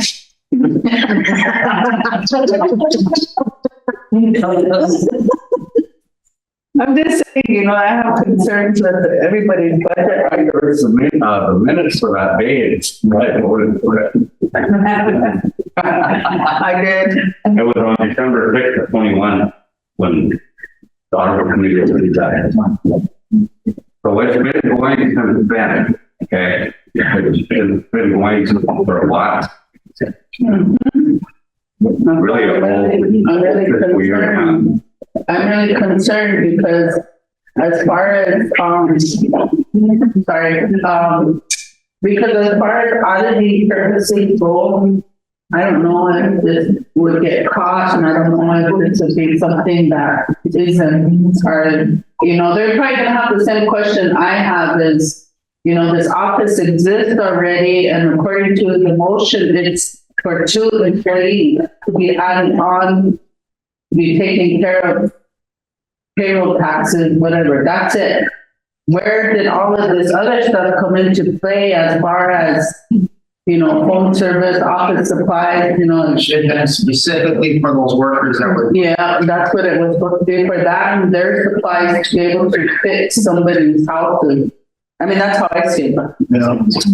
Show me what you want to choose, so I need to go out. I thought you were. To go to the cigarette or. Yeah. Well, let's finish up with, Jim's request as far as the budget. And, then we'll take a lunch break, and we have a chairman from, Stuttgart, want to talk about the dog bite problems that we have in school. 3, 6, 7, 8, 9, 10, 11. We got the forum in the room. Are you finished? The only other thing I was going to bring up was if you notice in that same page 6, funding source 507,600, we budgeted 16,500 for loss of revenue. We only paid 15,468, 175.05. So there's $1 million remaining there that can go back to unbudgeted. You know, that can go back to unbudgeted. Yeah. That's on top of the, 5.7. 0.7 million.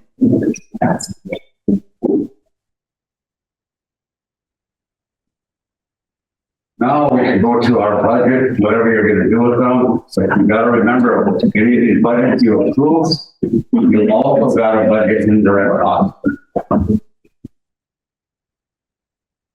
Let's talk about your budget, because I don't have enough in front of me, Jim. I don't know what you presented to the ARPA committee or the budget finance committee. I know what your last year's budget was. That's what we submitted within the in-tax system. So what are you requesting for this year? It's the same amount. For the ARPA office?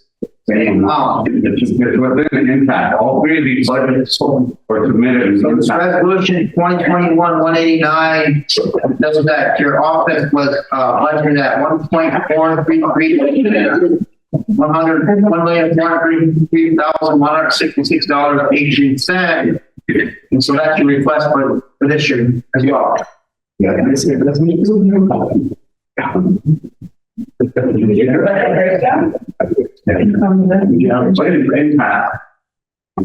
don't get it on That was presented all with your budget. No, we didn't get to see that really, because if it was in our budget, it would have gotten passed. That's I keep saying that, but nobody's listening. It did get passed, but I'm giving the body the courtesy because you're taking away from unbudgeted. I could have said, just put that budget in there and took it from this unbudgeted, and you're gonna come back and say, what happened to that unbudgeted? Well, I took it for our budget because you guys passed it, and you guys did pass it. federal, state, and other. Resolution is included in there. Like the motion that was made to. Sheriff, go ahead. I think that a lot of the confusion comes from like the council. I know budget and finance, you all get to see a lot of the budget, so you're really savvy when it comes to knowing what's what. But there's a bunch of us that don't get to see that large picture. So just like for future reference this year, I'd like to have a meeting where we can go through all of our tribal assets, like have somebody review all of our tribal assets with us. Maybe the treasurer or Wayne Boyd could do that with us. And I think all of them, like card drafts, talk about all of that stuff. And then we could have a look at, you know, all of the budgets together, because when we approved all the budgets, I don't think ARPA was in here when we did the fiscal year budget. I remember approving it last year, and then that's when we approved it at the CARES amount. Thank you. So I feel better about having a new resolution for the budget. I guess I'm confused as far as what the motion was made back in January 26, 2022. There was a motion made by Pam to reconsider amend 2021-89, and that's the one that you guys got in front of me now. That was passed out. Our office is from $1,433,160.50 to $583,000. That 5.8 million is basically the whole 3-year budget, right? Or is that 4? We didn't never. You got a second, but it was never voted on. And so then there was another motion to withdraw the previous motion, take back to ARPA committee by Pam Kilmerwater, second by Vanessa, question by Lisa. The vote was 14 in favor and 0, so that budget never really got approved. But it was sent back to the ARPA committee. So if we approve this at the 1.44, yeah. If we approve that, then we only have what, 5 million left, and that's gonna leave us with 2.6 million. I guess, I know you said that we approved the budget, but I would like to see it again. I mean, I don't get what budget and finance gets to see, and I would like to see it again. So I'm not comfortable with approving this right now until I have that in front of me. We put them all in impact, all 3 of us.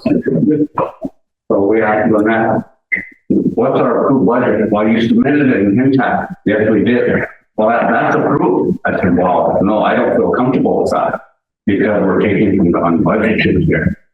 So those budgets are sitting back there in intact, those 3 budgets. That's Federal, state, and others. what about, we're gonna have to start talking about, after this one, we have to talk about the security budget as well.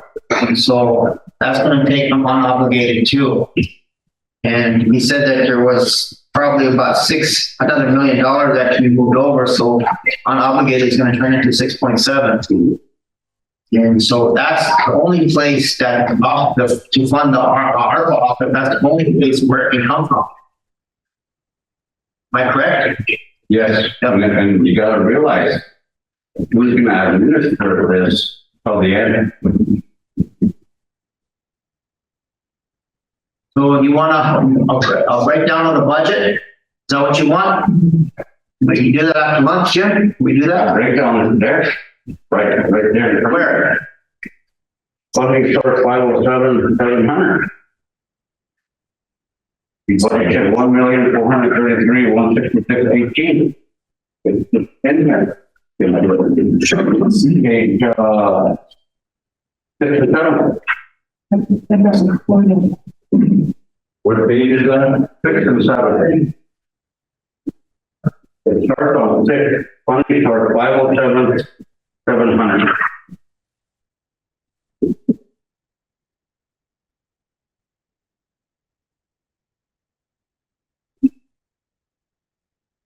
I think I've been carrying on about the budget for the last year. But Yeah, regardless, that's what we do. Yeah. 507-601, start with 507-700. 507-700. It starts on the bottom and gates then. Okay, yeah, I see it.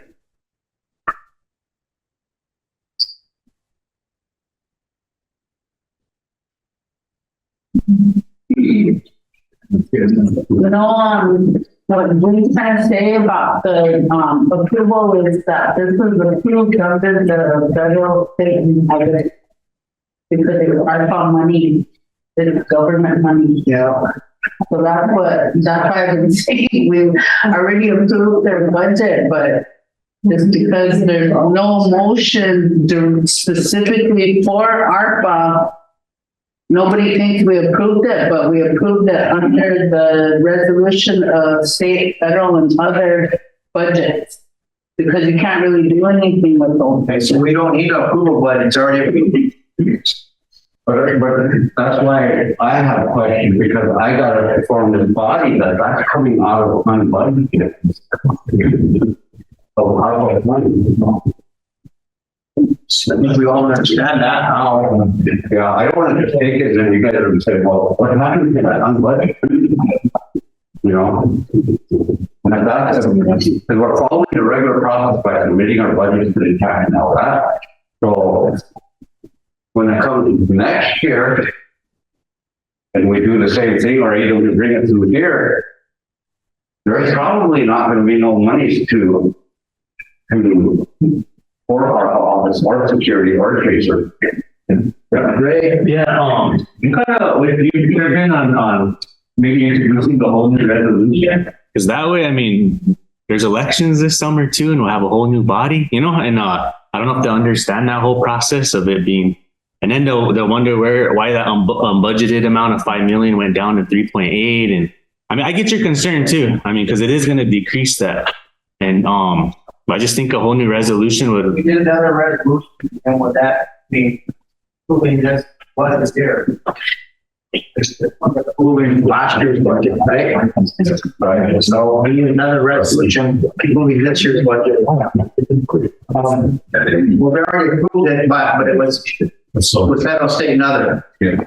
Okay, Russell, go ahead. Yeah, does this also include the tracers and?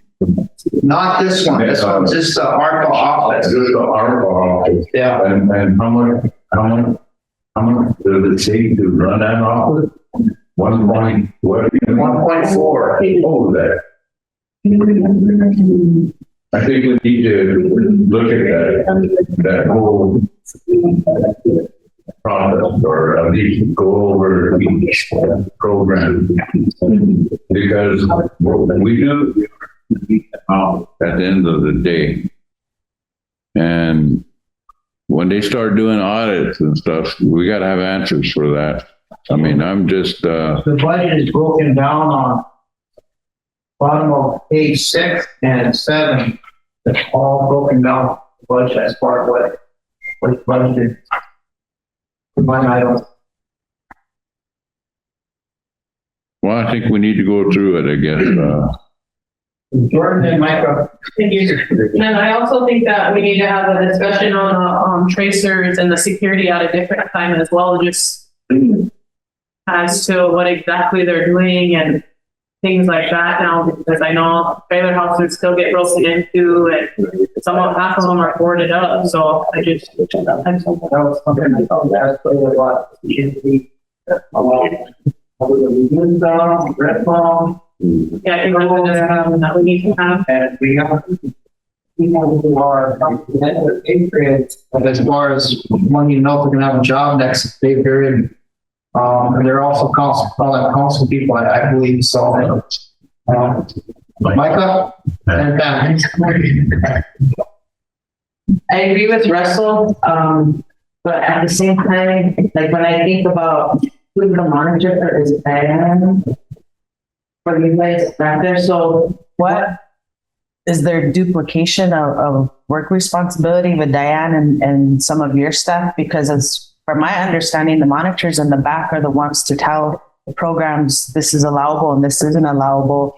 So, I mean, that's just another, concern that I have too with all of this. That's my comment. What do you want to do? I mean, you want to talk about the resolution? That's a. No, the only thing that I wanted to mention was, if I can remember a while back, I believe we put the security guards under Bob, was Bob part of ARPA? So he falls under their thing. No? What happened was when Bob moved to ARPA Construction, Arnold became the supervisor of security. And when Bob went back, he took that role back again. He was 60 down. That's how it was. I think that's how that happened. And then as far as the tracers go, tracers went back to Skylar. Right. Because she had a budget for them. She had money aside for them. So they're no longer a part of this budget that's here. Yeah, she's using some of her own ARPA money to fund the tracers right now. But I think she's probably gonna run short here too pretty quick. I don't think the budget, none, income. The budget intact, so But it is her own ARPA dollars, right? as far as I know it is. Yeah, so it's not even in this, it's here that's being, or is she still using some of this? No. Okay. Look at the department, it's in the red a little bit. In other words, we need to be paid back. Okay. And then also another thing to that, I know at our last health board meeting, we had a discussion because we wanted to there was discussion on the trailers. Skylar's getting overwhelmed with them because we had passed a resolution here with IHS that they were going to use telehealth out in the trailers. They were going to start utilizing them trailers to use them for that. That's what we were going to. So she had all the locks changed on them, but yet there's still communities that are getting into their trailers and allowing people to stay in them. So it's kind of like defeating that purpose. And then the new change of the new IHS CEO or whatever they're called, is kind of running into a problem of the MOA or MOU in regards to the telehealth. So she wanted to ask health board to bring it forward to council on, she wants to wipe her hands of them trailer houses. So she wants to know if council wants to just give them to communities or what they're going to do, because this storm, there was communities that they were locked up, but with top admin keys, but yet then there was communities that were still getting inside of them trailer houses and they don't know how, and they changed the locks too. So now she's got a bunch of keys that go to locks that aren't there no more. So she's wasting money buying all this stuff for them. So she just wants to return them back. So I need to find a resolution in Secretary's office to rescind on the telehealth using the trailers. We have Vanessa, Chair, and Russell. Oh, no, I just put it for them. Okay. Well, it's fresh in my mind. Russell set some dates aside, so we're gonna sit down and hash all this out. Did we decide the 14th? The 15th? Yeah. The 15th and 16th, we're gonna talk about all of the, Take your honey day away. we're gonna discuss all of the ARPA, like property, and what we're gonna just hash out some of the ARPA stuff. I guess, my original question was, I too feel like we need to just look at this, budget. I'd like to see it slimmed down, just because, I mean, I know that there's some stuff that can't really be changed because it pertains to like employee pay and the 401k plan and all of that stuff. But I mean, I guess there's some things in here that are like the contractual, there's some of the other things in here that I'm not really sure if they need to be, you know, that large. And maybe they do, and that's something we could give further clarification on. But yeah, I agree with Russell about revisiting the budget. I'm keeping in mind all of the livelihoods of everyone that we're talking about, because that's something we really need to consider. I don't want to just, you know, throw this aside and have everybody have in limbo. So I want to make sure that we're cautious on the steps we take moving forward, because we did ask Jim and Travis, gave them specific instructions, and they had the jobs and we moved them over to permanently. So I just want to make sure that we're taking care of our tribal members too, but also being fiscally responsible. Russell? I'm hungry. We can continue the discussion. Now, I really, I know you guys are gonna get the calls from the security, and then talking with our office staff, that's my job, is to make sure I'm communicating with them, and they're concerned about their budget being approved too, and, you know, hopefully we approve these budgets, we have to make a decision with the security, are we gonna have them or not have them? You know, with the vehicles that they drive, we don't longer have them, then we're gonna have to do something with the vehicles.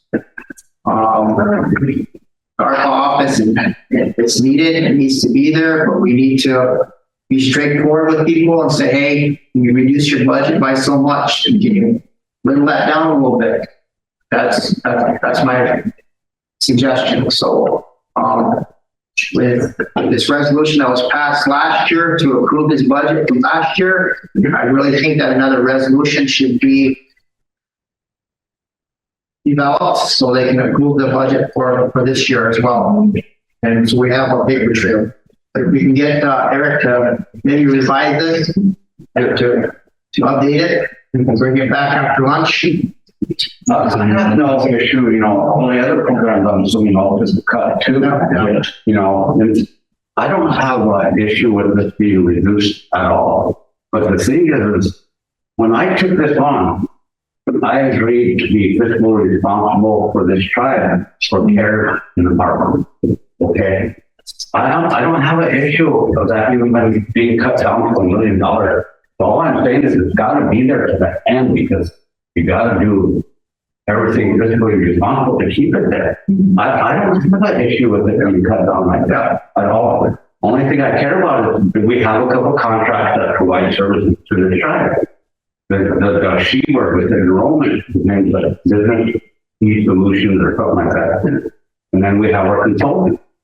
Those are two of the bigger contracts in there. Other than that, we cover, you know, we cover our office expenses, and we cover a lot of community stuff within our budget that keeps the clutter out of the whole ARPA budget. Keeps it out of there. We just covered our stuff. I don't have an issue with this needs cut. I mean, like any program, when you cut something, they cut personnel. No, they cut the service, and that's what happens. Just that. Russell, go ahead. Yeah, I guess we need to have a clearer picture of where we're at. You know, and I thought that, you know, with going back to security and tracers, you know, come May when the president pulls that, you know, opens it up or shuts it down, you know, the COVID stuff. Yeah. And I think seriously, we look at that, develop a budget up to that time. And if you want to continue them, then you can do that too. But you know, and if in our meeting, we need to set up a policy for the use of our trailers and how we're gonna handle those and who's gonna pay them after that. You know, they're question, I don't want to do it on a yearly basis. I'd rather do it. You know, I mean, this is my own, you know, come August, I'm gonna be out of here. And, I wouldn't care. But I don't feel that way. I'm still part of this now. And I want to make sure that, and I know these guys, you know, originally we gave up right away, right off the bat, every tribal member, you know, a certain number.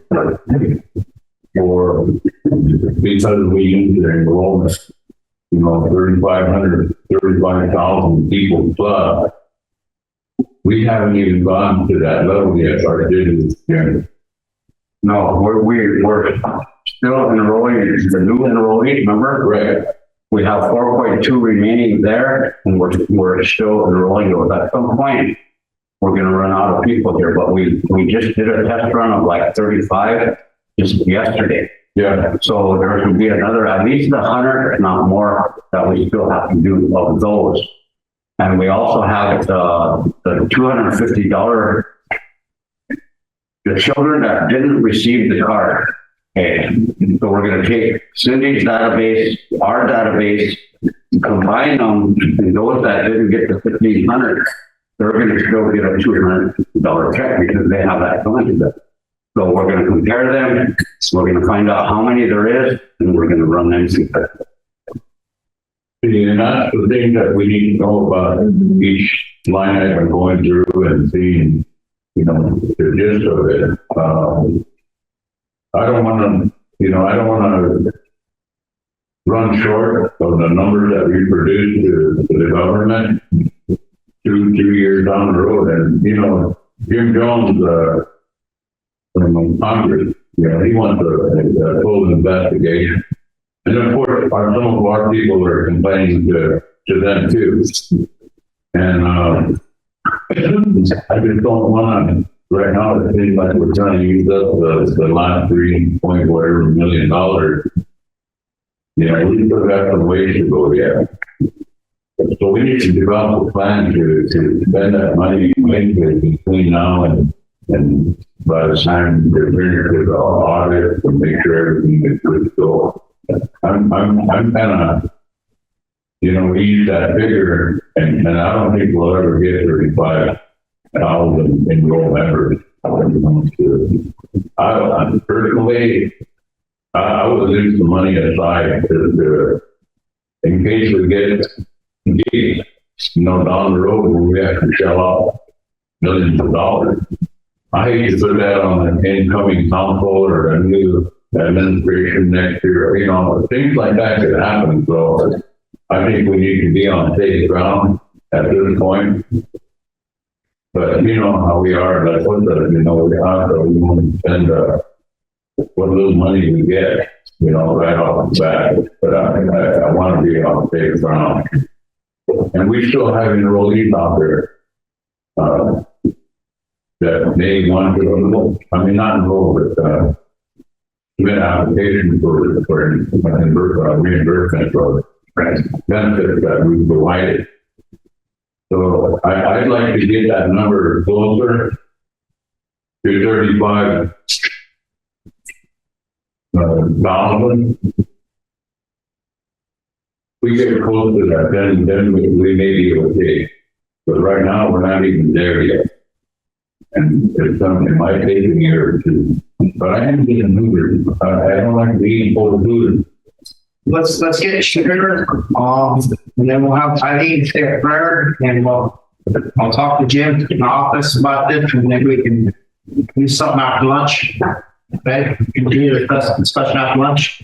Sure, my question is just a brief one. Can we as a council approve, like 2 months worth of the budget so we can have time to do our review and our planning and then we can come back? That would make me feel better about them. them asking me if they're gonna have a job next year. So I don't want that lingering over anybody's head. so that's the things I worry about. I know you guys are worrying about having the money, approving the budget, the right budget, but, I do get those calls too. Are we gonna have a job next pay period? Are we gonna get rid?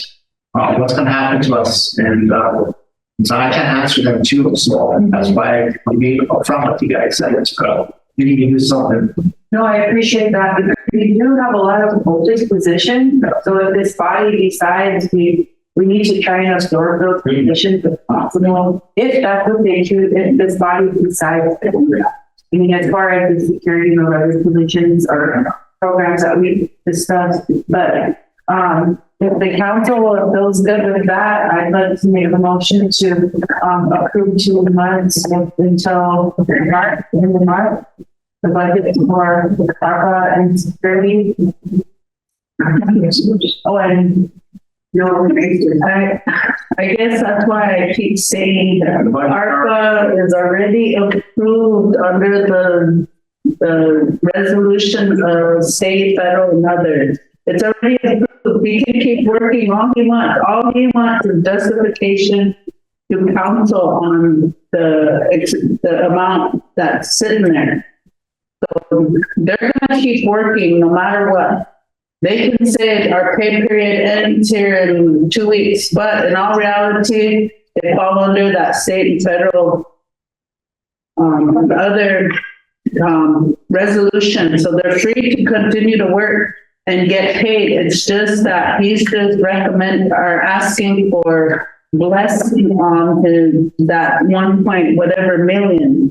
So that's the only thing that we need to look at. So if we could just wait until after lunch, whenever he goes and gets that paper for Scott, you'll see it. And then you can decide where you want to make your cuts at. You won't have to make a motion now.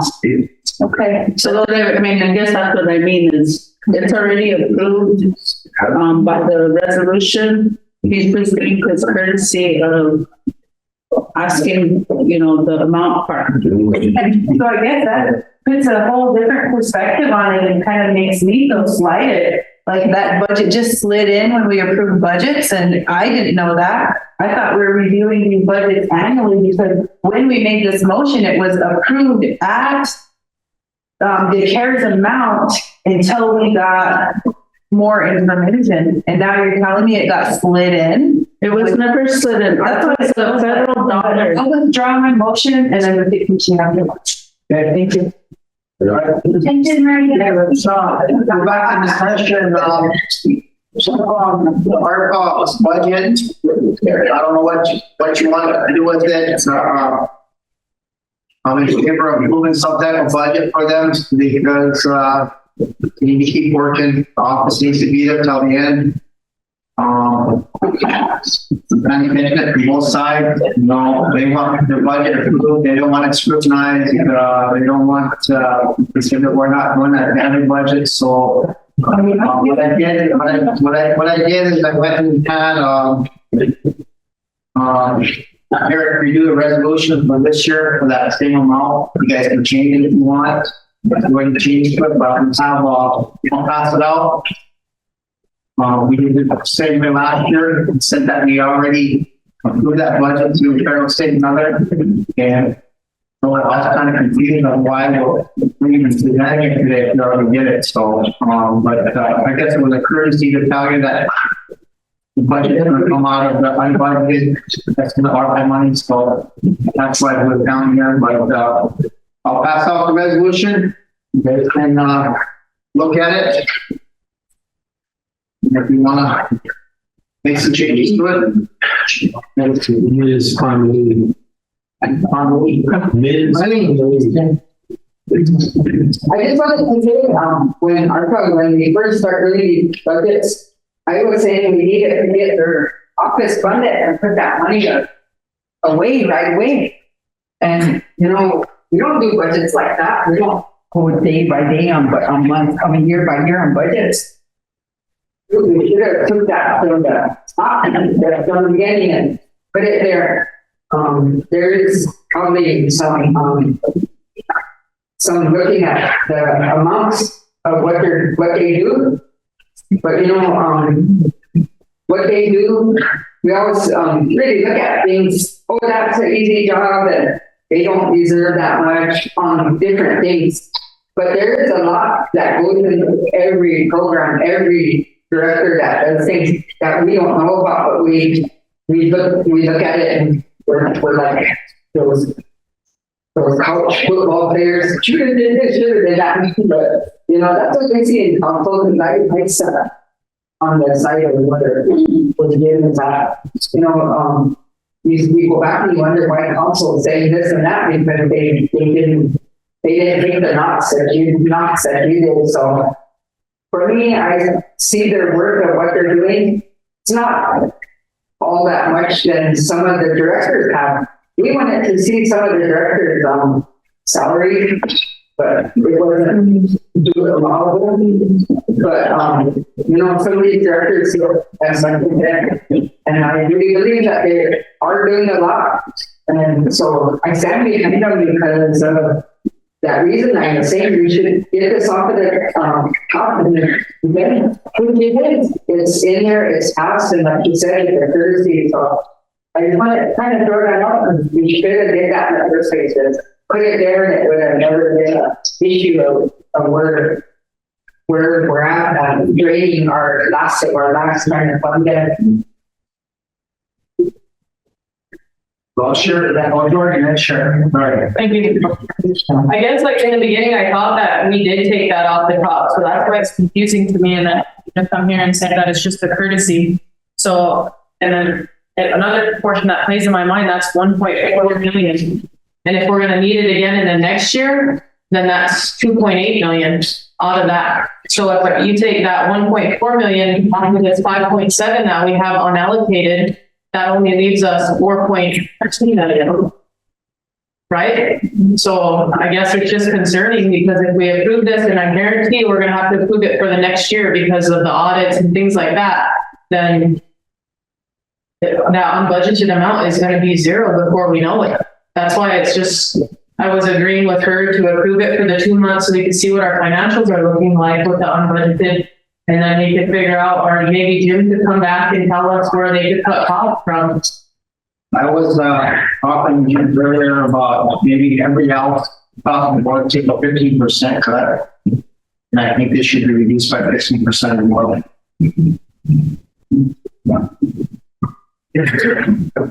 Sure. Thank you. I know that a lot of programs come here, and then when we start budgeting and asking questions, people get really defensive and act like we're attacking specific people. Yesterday, our treaty council director, who's been a permanent employee for this tribe for a long time, asked for a large pay increase from a grant that he wrote that the tribe is receiving because he put the effort into it. That got scrutinized. Mm-hmm. There's been so many other programs that get scrutinized at the committee level. The programs that we look at, we scrutinize their budgets. We have to. It's our responsibility to try and make good decisions with the finances that the tribe gets. And there's things that this tribe needs. We need fair wage scales. We need wage caps. We need specific things that are put in place that ensure that our programs aren't top heavy and there's no services. All we're doing is funding people. And, I don't know any other director that gets to come here and tell us, I'm giving you a courtesy. I don't like that. This council has the authority to revisit any budget that they want at any time. And that's my opinion. We approve these budgets in the way that approval process, this brings out a whole different scenario and a whole different issue that we have as a tribe, as a tribal government. I'm not saying that I don't trust the Budget and Finance Committee. It's nothing to do with that. I know how it gets when you're in committee and you have all this information, and then when it comes time for us doing our reports around the table, all we're doing is going through resolutions. We're not giving a true report of what that committee is working on. And the same thing when it comes to the budgets, we're not seeing all the pieces put together. We seen a piece of general, then we seen the 638, and then, it's just how it is. So I feel like a easier, clearer process would be better. And we need to develop that, not just for us, but for future council members. Because even for me, I have a business degree. I know how to read financial statements, but some of these you really have to dig. You have to really dig through them to see, so I can't imagine what some people go through that don't deal with financial statements. So I guess I just think that I don't know if I could support the resolution or the new resolution. And it's nothing against the ARPA program at all, or those individuals, because everyone takes everything so personally. But I would like to see the budget slimmed down. I would like to see the budget cut like everyone else got cut this year. We have a program that got zero general funding and they're struggling. I have several programs that got cut and they're going to continue to suffer all year long. So that's just my say. I feel like it needs to be cut, and I don't appreciate this is just a courtesy to you because we're going to do what we want. That's how it makes me feel.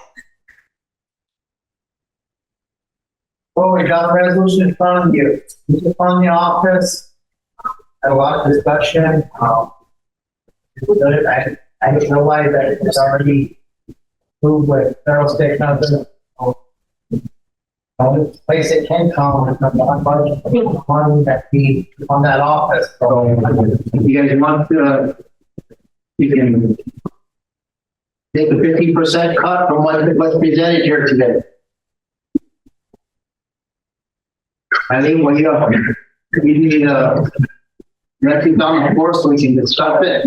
Yes. What we approve on emergency legislation, the consent 39, 2023, 39. It's already a person doing this, Well, they did the last, yes. If it's that way, then we should just move on. If that's how you feel, we'll just move on. They can tell they can spend money. It's already a budget. The budget's approved. We can do it that way too. And we'll revisit it for the fiscal year budget. They'll come back up. Yeah, I guess it has to be it. So, okay, because it's not 15%. It's not really a large thing. They'll have to cut some off. It's not going to be that big of an issue. So just let them continue. It's not like they're going to go spending they're crazy. It's just the budget that they're continuing on. Okay, I would go. that's all that happens. Yeah, and I think, in all fairness, when we have that meeting, scheduled, we call for 2 days, but I think 1 day was after Valentine's Day. Valentine's Day.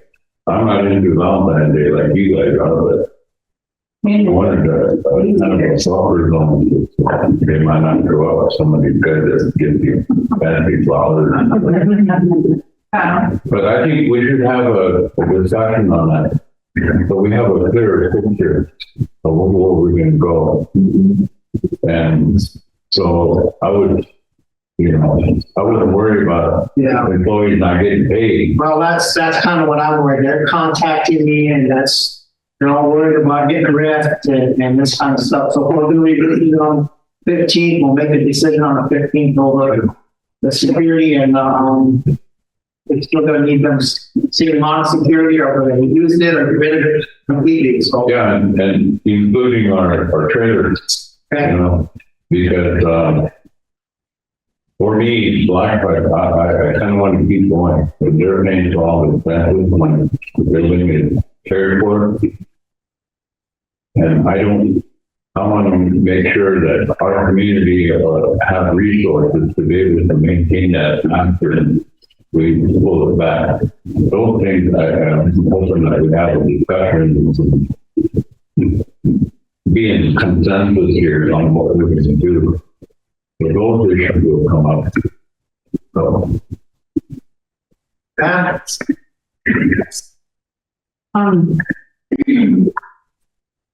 I guess if we're gonna table it,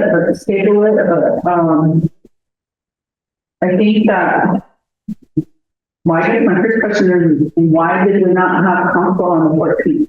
I mean, is it really? No, because you, Stay somewhere. There's something going on, I'm not sure, but we decided to do it on the 15th, and we have 16th, we have interviews, so we can have it on 14th. Okay. I would like to see us, start leading in and start getting back to having council meetings and, so I would ask that we go ahead and have a meeting on the 14th. I'm trying to remember what we did with PLE. What did we tell them? Did we ever get information back as far as, they said I know that day they said they put in for court or something on that situation, but we never got follow up. We never did get follow up. Remember, I asked for follow up last night on during the casino, and they came and they never really said anything. So that kind of goes against my motion, not knowing what's going on there. I called the motion out of order, so there wasn't an issue anymore. So I guess with the option of you doing your motion, if they call it out of order, can we have a forum? So do I have to make that motion again? That's what you want to do. So I'll make that motion again. What is it? That motion to have PLE abide by the court document that was presented by Rosebud at council, where the judge had ordered for her land to be returned. Okay, motion on the floor, we second. Russell. Any discussion? Not, I need a question.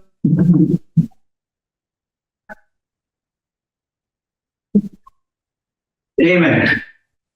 All in favor? I'm saying 1, 2, 3, 4, 5, 6, 7, 8, 8, 9. Opposed? 1. 2. Not voting. Motion carried. yeah, I think, with that particular issue, I think Eric should give us the laws that are in play. Because otherwise, we're, again, trying to get involved in important issues. That's exactly what he had advised me last time he made the motion, that could have been called out of order because it still could be in litigation, and I'm not sure if it is or not, but that's okay. Well, I guess I'm gonna go back to explaining it. That day, that paper that she had brought that was, how do you say that, the June and the Creed or whatever, that paper there was that August or April 2022. That's what it was signed for. And if there was anything that was filed, they had 10 days to file from that.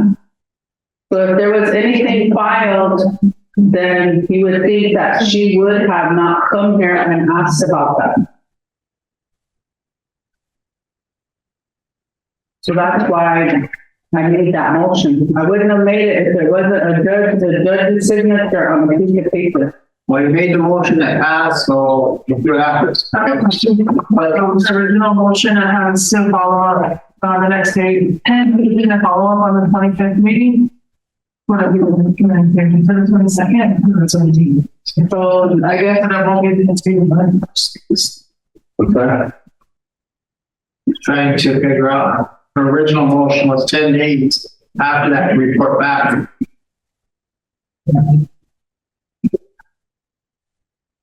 And that's why TLE was here that day, it's because they were going to come over and give a report.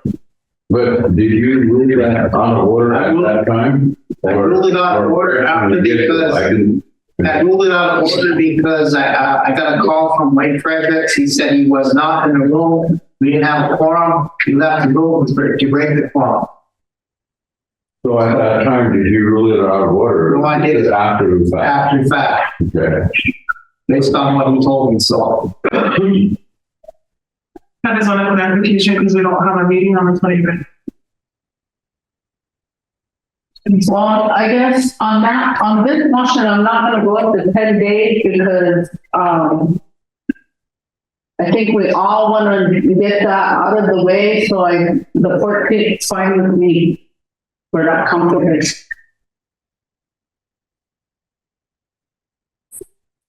No gigabytes and neck bites and. Eileen and Vanessa. I just, that's, something to say, this came up when I first got on. So it's been in litigation all these years, and it got to this point. But some of you don't know when this came up, I didn't know everything about it. And I was quick to want to give this land back to who was fighting for it. But you're gonna, if you haven't seen from the beginning to the end, then it starts making you look at the legal part of it. And I think that if it's gonna come up, then it should have, the beginning to the end should be available to every one of us again to recap, but those that don't know about it really should read from the beginning to the end. It's so easy to have this brought here and speak it out and just make a decision on it because it's what I would want to do. But it's something that you need to look at from the beginning to the end and then make your decision. I think that's the better way of doing that, of understanding it, because there's a lot that goes in it. And I didn't know that. And I heard this guy in it. Vanessa, Russell, and Sharon. So I wanted to know, we were gonna have our TLE meeting, because we haven't had a TLE meeting on that day. I do, but we have council meeting, it takes precedence over any of the meetings, so. So you're the, you know, now. Yeah. So No. can we schedule it? All right. Russell? Yeah, this has been long running. And they've been told, I don't know how many times to go to court, but they did. And to me, when a judge makes a decision, you know, we're not have Eric read the laws that are in place. We can't go over there and contradict a judge's decision. And basically that's what the whole thing's about. You gotta follow what the judge says. Or follow those laws that are in place. You guys know those laws? I don't remember it piece by piece, but you can bring Eric in here and it's all written. You know, that's why there was this separation of power issue that came up years ago. And council has no business getting involved in the court decision. Do you remember that, Willie, when There was somebody trying to make a motion to overturn a federal judge's decision? And we had a big discussion on that, and at the end of the day, yeah, exactly. And you know, it gets crazy, you know, and I That's just the same way if this case is, it's already in court. it's a court decision. It's not in a court system. It's a court decision. TLE had ample time to submit some kind of a appeal to it, and that never happened. And it's a long length of time, you know, and so we're abiding by that judge's decision. That was the whole intent.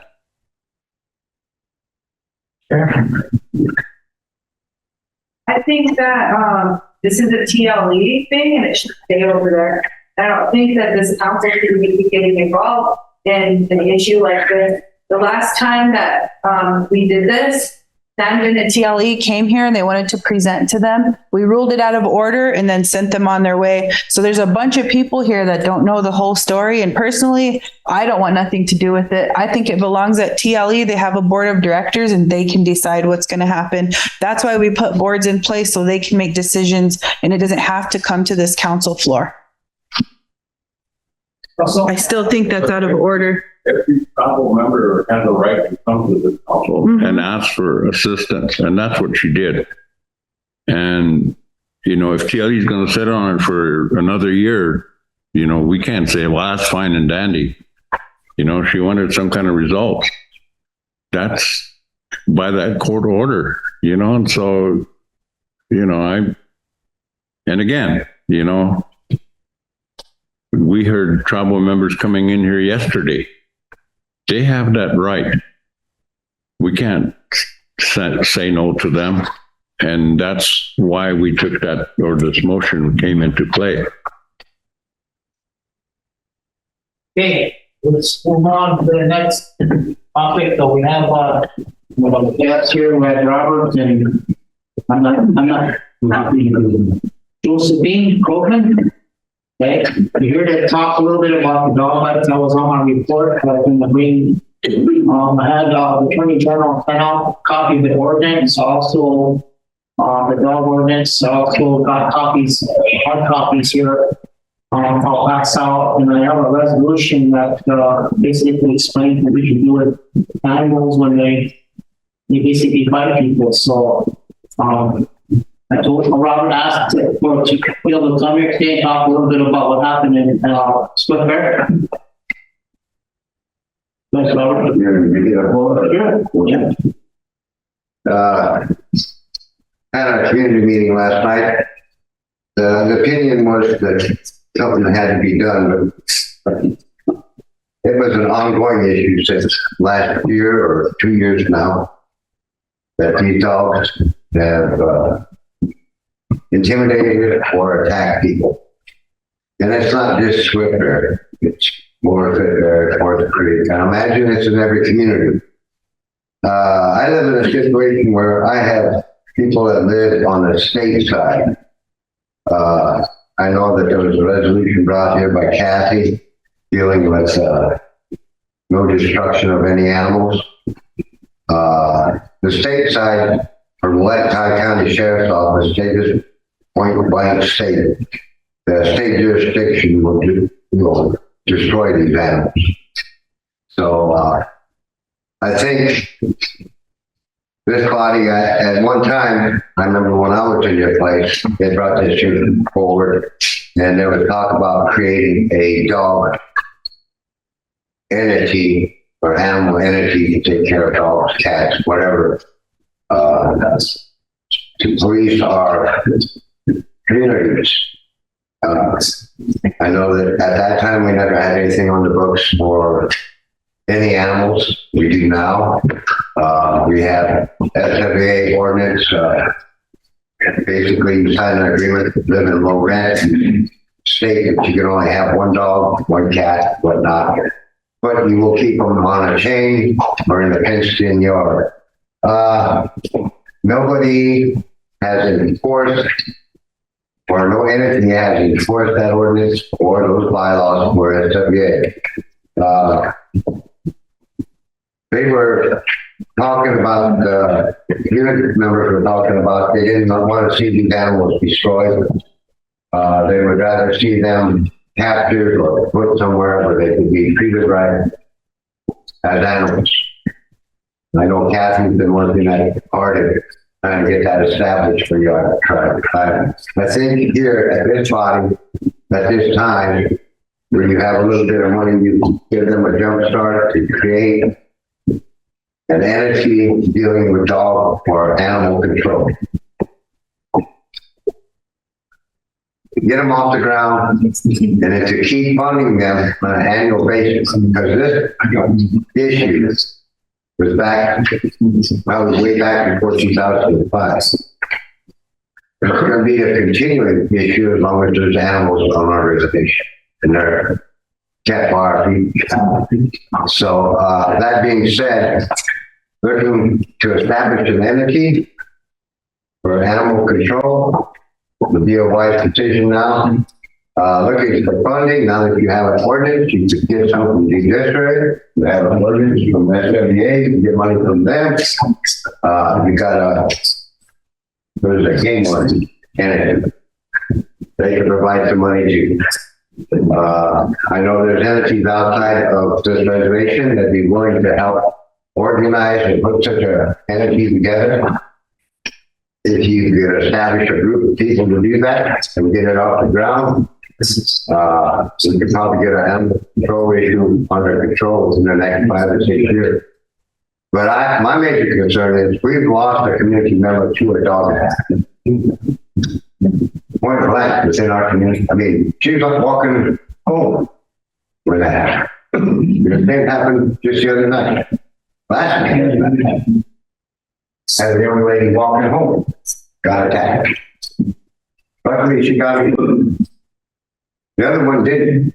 You don't want to look at the pictures that were taken for her leg and her hand. It's gruesome. Now, if that had been a little child, I wouldn't be the only one standing here. There'd be a whole lot of mamas in here. Probably a whole lot of grandparents too. Some for you people to think about. You've got this move, you've got a chance to establish something like this. And like I said, this problem is not going to go away. It's going to be here. Not only for this council to look at and get something going, but for the next generations of council to come. So let's not say we're going to do something and start it and stop it. If I have to, I'll be down here every month to remind you.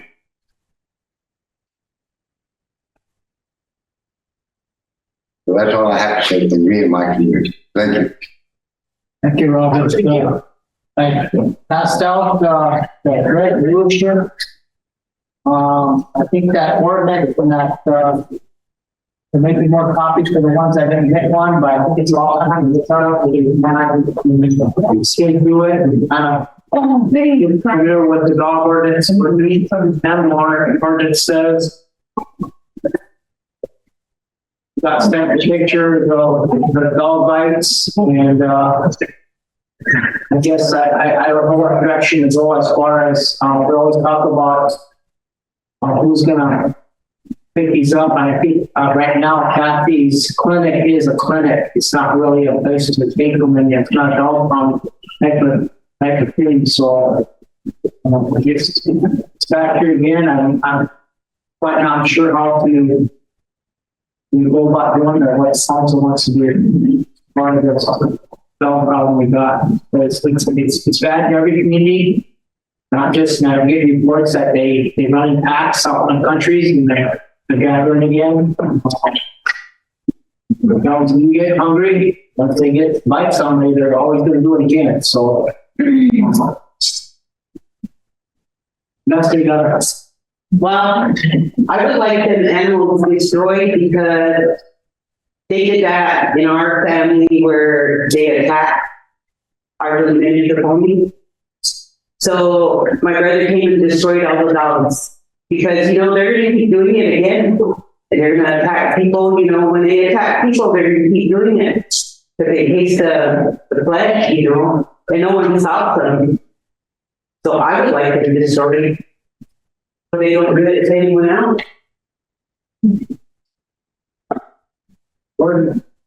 I thought, for some reason, I thought Kathy was applying for a grant to turn that into, like a shelter, kind of like the Humane Society had and things like that. I thought, I seen an email maybe a couple months back.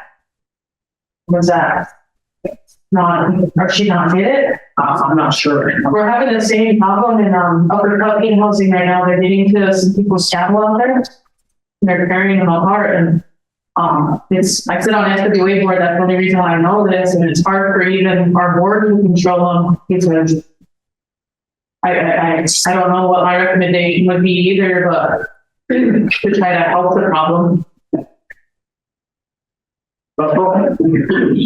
Yeah, this basically was kind of look up And it wasn't over the dog recently, but, she was, I guess she submitted a proposal or grant to ARPA or, it was never addressed. But one of the things, again, we're having problems with horses out in communities running kind of wild. But, the impounding them, it becomes an issue.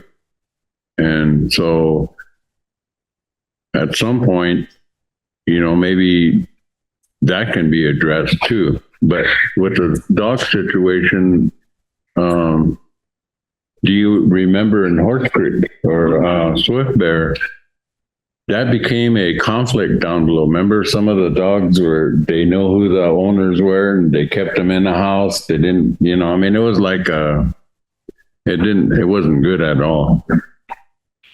And so the tribe really needs to enforce something that will, and we can claim jurisdiction, that shouldn't be an issue between state and or county people living on the county side. Or maybe we should really seriously look at that too. But, we need to do something. Now, I was part of the group that went over there when this incident happened in Swift Bear, and it wasn't nice at all. It was really, I wouldn't want people going there and seeing things like that, dealing with it, especially the family. It's just, we were in there with the families, and it was just heartbreaking. So I would, we need to address that seriously. And just following, I don't encourage people going out and shooting dogs left and right either. We got to develop a process so that they're taken care of somehow. And this resolution just kind of contradicts what Vanessa said in her community. So I don't know. We should have a serious discussion and see what we come up with. Whether it's the dog or horses, it's going to take money regardless, to build something or create position, for people to go out and gather these dogs. And I know there's some running wild, there are dogs out there killing newborn cattle or cows or calves. And that happens every year. Horses, one of my horses got mangled up. I don't know if it was dogs or a buck or a mountain lion, but I totally lost it, Those things happen.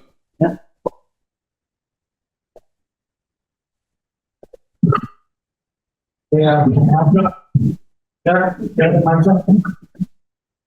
Could we get like a needs assessment and a plan from Kathy?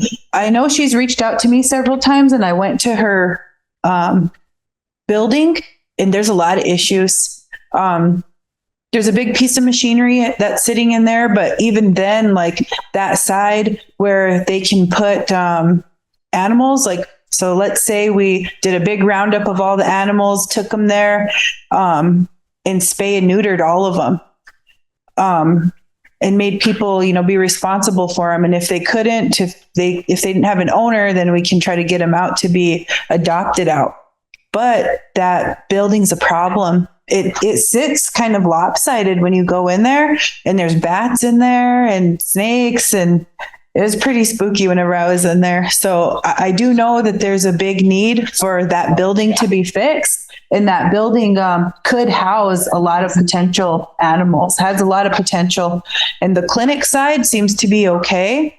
But I think she would need staff and more funding, because right now I don't remember what her budget looks like, But it would be good if we could just ask her to come here and talk about, address her budget deficits or needs, and then the needs of that building. And I'm sure she has a plan because she's been at it for a while. She probably just hasn't shared it with us. So if we could get that from her, Itancha, that would be good.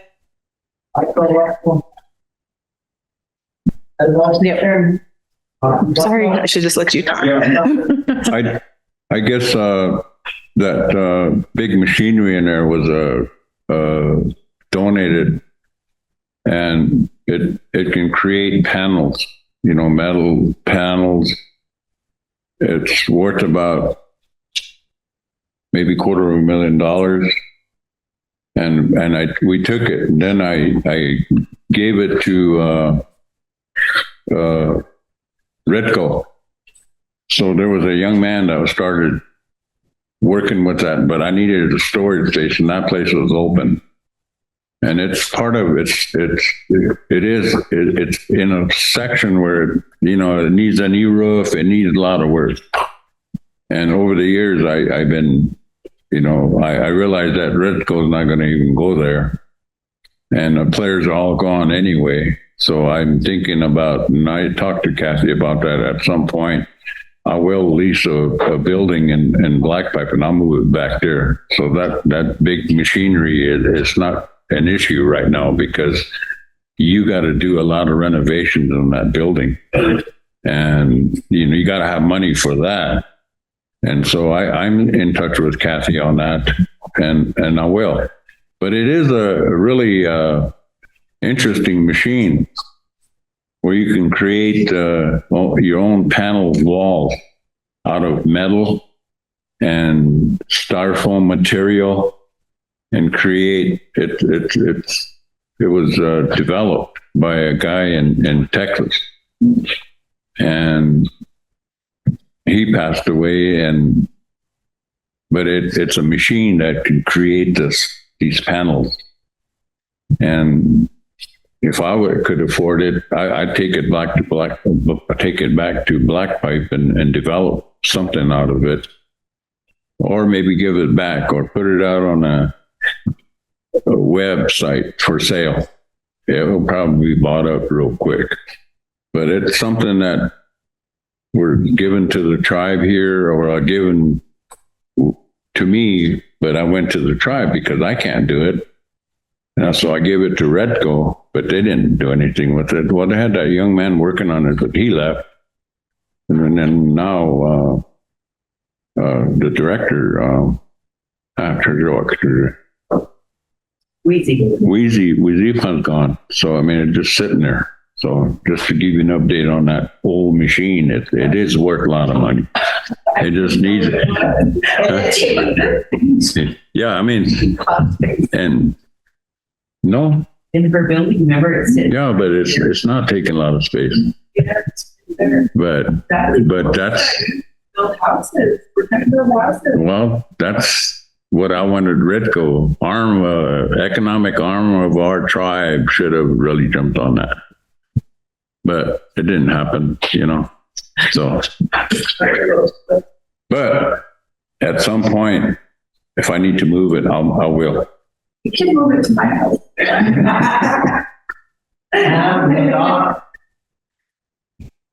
They see me like everybody else, if you excuse me. I guess my thing is, we did ask Kathy, I think, several times from Budget and Finance to come to Budget and Finance regarding the budget. She's never come. It's another thing that I don't know if I get beat up for it, but another thing why she got moved out to Game Fish and Park is because it's under the tribe's budget, but there was no clock in and clock out. Nobody knew, but I'm just throwing that out there, so the paint goes more colors and you just feeling the black and white. I was gonna say, I thought she was under, Skyla's umbrella, but she got moved her to, Game Kitchen Park, because they want to be responsible for the time cards are, her clock-ins, yeah, her clock-ins on her. Although maybe we can reach out to her, ask her to come to the meetings, because I think it's really important that, she get the budget that she's been asking for. My term is going to be up here, and she's been asking way even before I started. So I think if we can get, and I know she's going through some hearing process also, but she's got a really good program, and I'd like to see it continue to thrive out there. Anybody's looking for any focus like that. You had a lot of people that are in the chat, you could be super aware on there. Just threw them.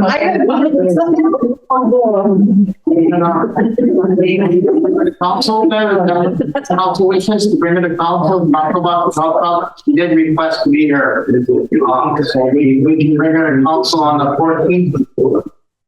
Yeah, the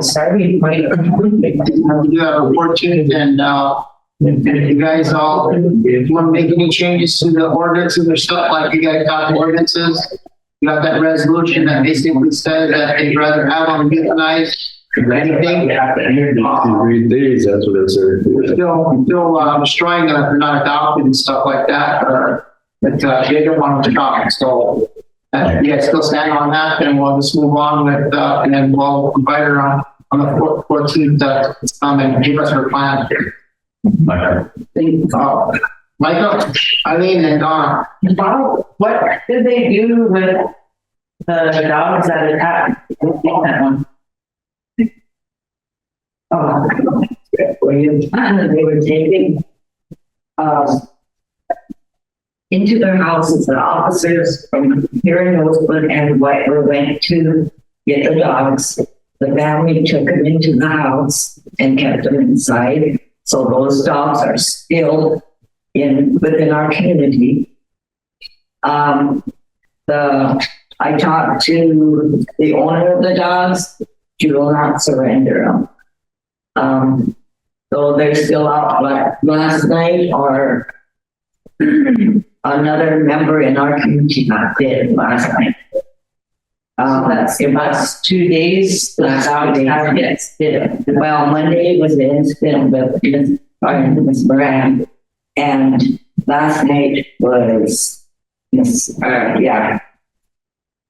days in there, Monday and Wednesday. But the dogs are still within the community, and they can't. If she would just say, come get these dogs, Kathy will come and pick them up and relocate them to Colorado, but she will not be surrender them to them.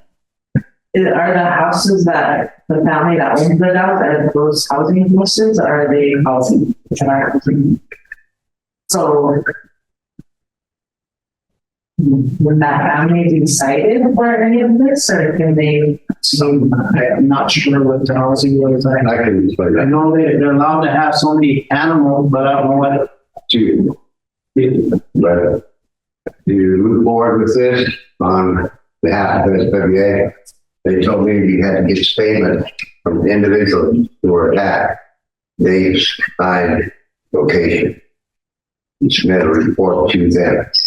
And if there was a police report, we had to get that and submit that also at the same time. But it has to happen 3 times before they can go and do what they call a welfare check. I believe is what they call it, where they can actually enter the house. So yeah, they do have policies in place, but because nobody to enforce it from the SWA branch. I mean, you signed the agreement. I would think that they'd be able to say we can evict you if you're not going to comply, but they've got all these other rules in place to walk through to get to them. Thank you, Juan. I mean, as far as the one word, that's what we do. That should be. They come out, they're not. Dispose of these dogs within the community, not shoot them. The dog owners were told to tie them up, make sure they're tied. They tie them up for one day when there's no officer. We don't have an officer within our community. As soon as they leave, dogs are doing this. And they, I mean, don't know where to go. I mean, what law enforcement was called. Kathy came out there and talked to her. I was with Kathy. Just please surrender them before something really seriously happens to like a child. You know, these adults, they can defend themselves. Children can't. You know, once they get them down on the ground, if there's not an adult around, that's my fear. Yeah. You know, and then it's going to come back to the community. You know, why did you not do anything? Why did you not, you know? And I've been fighting for 2 years with this one group of dogs.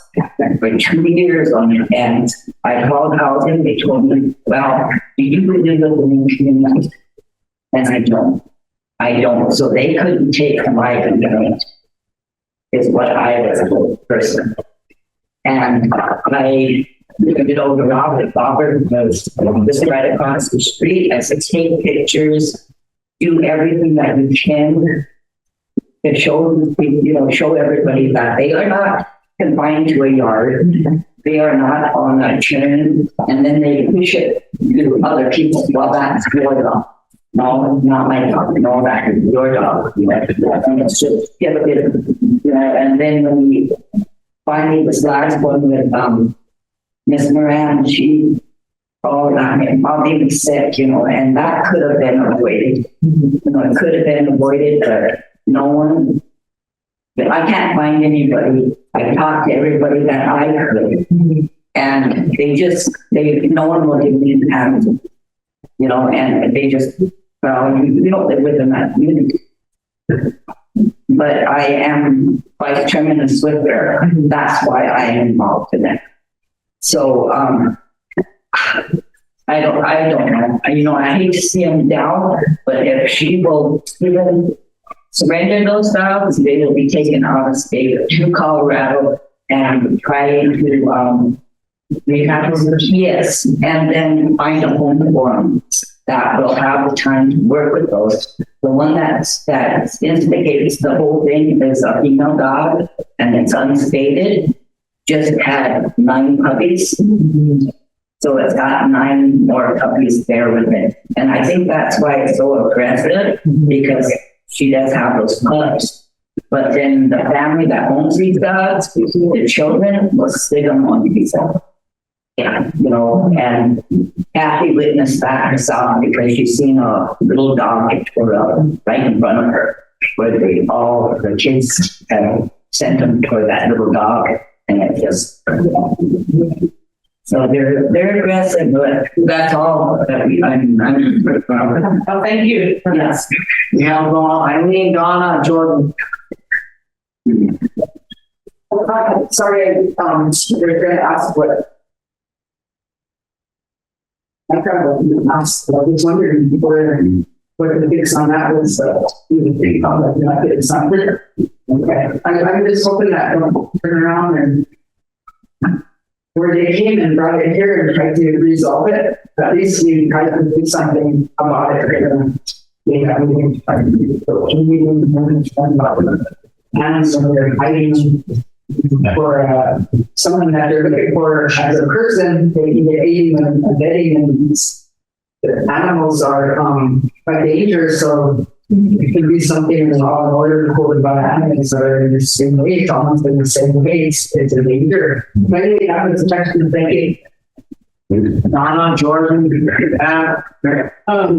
you're wondering, Mr. Chairman, if we could also invite Mary and Middle Conduct and Light Chime? Keep them out of here. Thank you. Thank you. I just called Gary when I stepped out, Gary at, housing. So if you guys could either give me a copy or take him a copy directly of the police report, then they can start trying to deal with it at SWA as well. We're just waiting. He said they're waiting for that, so. Okay. Okay. Thank you.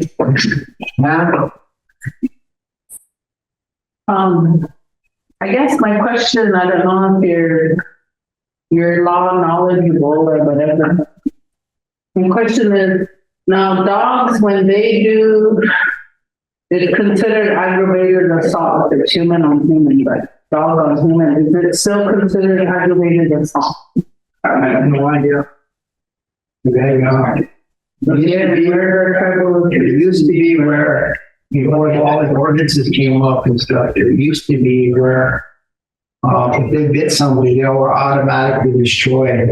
There was no question about it. And somehow we got all these groups out there that are protecting the animals now. So at one time we had a dog catcher out in Animal, and it was at Jimmy Flood, and I think it was her boyfriend at that time. It was a Jensen. They were going around catching all these dogs, and they were destroying them and basically shooting them.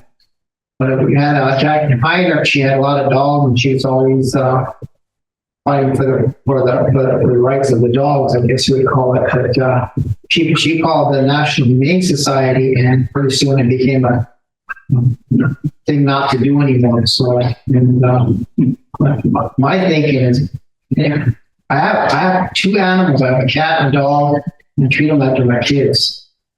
And I'd be really feeling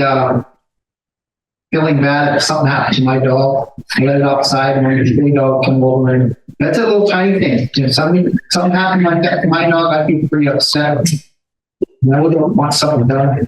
Even if it was one of my kids, I'd be upset. But I don't know if the answer is to destroy them either. What else can you do? So, going back to my question on this, isn't it considered, and I mean, in my opinion, it's considered an aggravated assault, what it is, because they didn't actually kill, but the intent was to kill, according to our law and order code, what aggravated assault means. So to me, I think that the police officers had the right to enter the premises and retrieve them dogs. So my question is, why weren't they allowed to do that, or why didn't they do that, knowing that they created that much? I think it's a matter of what they can do with them if they retrieve them. Well, reading both of these things that were passed out, I don't know which one is supposed to be an amendment one and which one is. Yeah, I had them all mixed up. They were handed to me with two different. But usually when they're amended, there's like strike throughs and stuff like that, but there's nothing on these. So if I was to go off with these and talk, someone's going to come back at me and say, well, that's not what the law means. So, but reading these, the dog control definitions, they're supposed to be in control of the dog according to the ordinance here. And again, like I said, I don't know if this is right or if this is one that they just written. I don't know. But it sounds like the owner is supposed to be in control of them.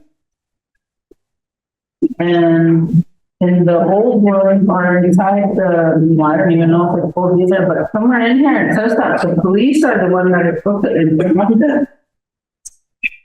One is would be so second to the last page, it's in the top. Where's the law?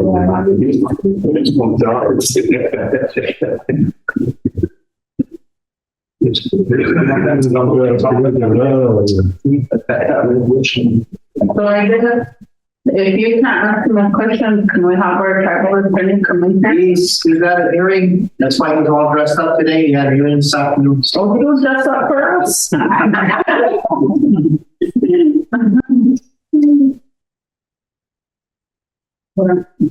So On the 14th, I'm gonna talk about our talk. Still meet on the 15th. Yeah, 2 days in a row, that's what we said. 3 days, so part of the 14th, can we have this discussion? Kathy, down here, Marion, what's the last name? Robert? Marion Lunsford, that one that has the light shiner. And, have them kind of come down and talk about it, maybe we can come up with a plan of action as far as what we need to do. I'm sure that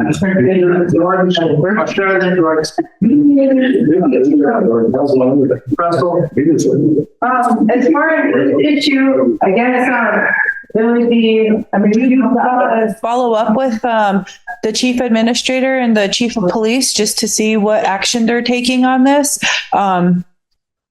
If Tanil was here, I'd ask her since she's judiciary chair, but I guess the way I view it too, looking at this ordinance that's been updated. which one's updated? I guess the one that says there's no striking, no red mark, no boy. I think the one with the 515 one is the updated version. so this chapter 15 out of the law and order code, I thought this is the one that was revised by Kathy when she was in office. Mm-hmm.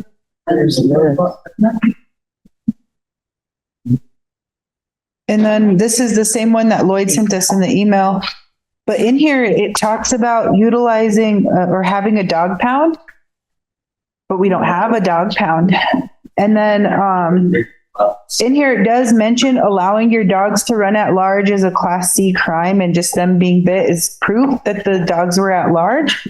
And I feel like if the police responded, they should be able to just go in. If they don't want to surrender the dogs, then they should take the people into custody. Put out a warrant for the dogs.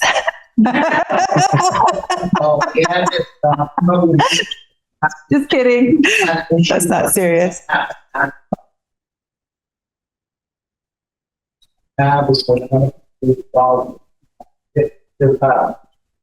so, went through the same process, we dug out the ordinance, we got it had on there, the same after I got the people. At times they were, now if they walk the square real quick. But other ordinance there is that they were, forbid them and it's on them or whatever we do. But we don't have no stuff on. Can we take them to Mary? Yeah, maybe. Well, 5-15-6 says that the tribal police are hereby authorized to destroy said dog for the purpose of making a final determination if its status as rabies or carrier, or for the purpose eliminating the dog as a rabid dog. So it looks like only if it has rabies, the dog or the police can shoot it.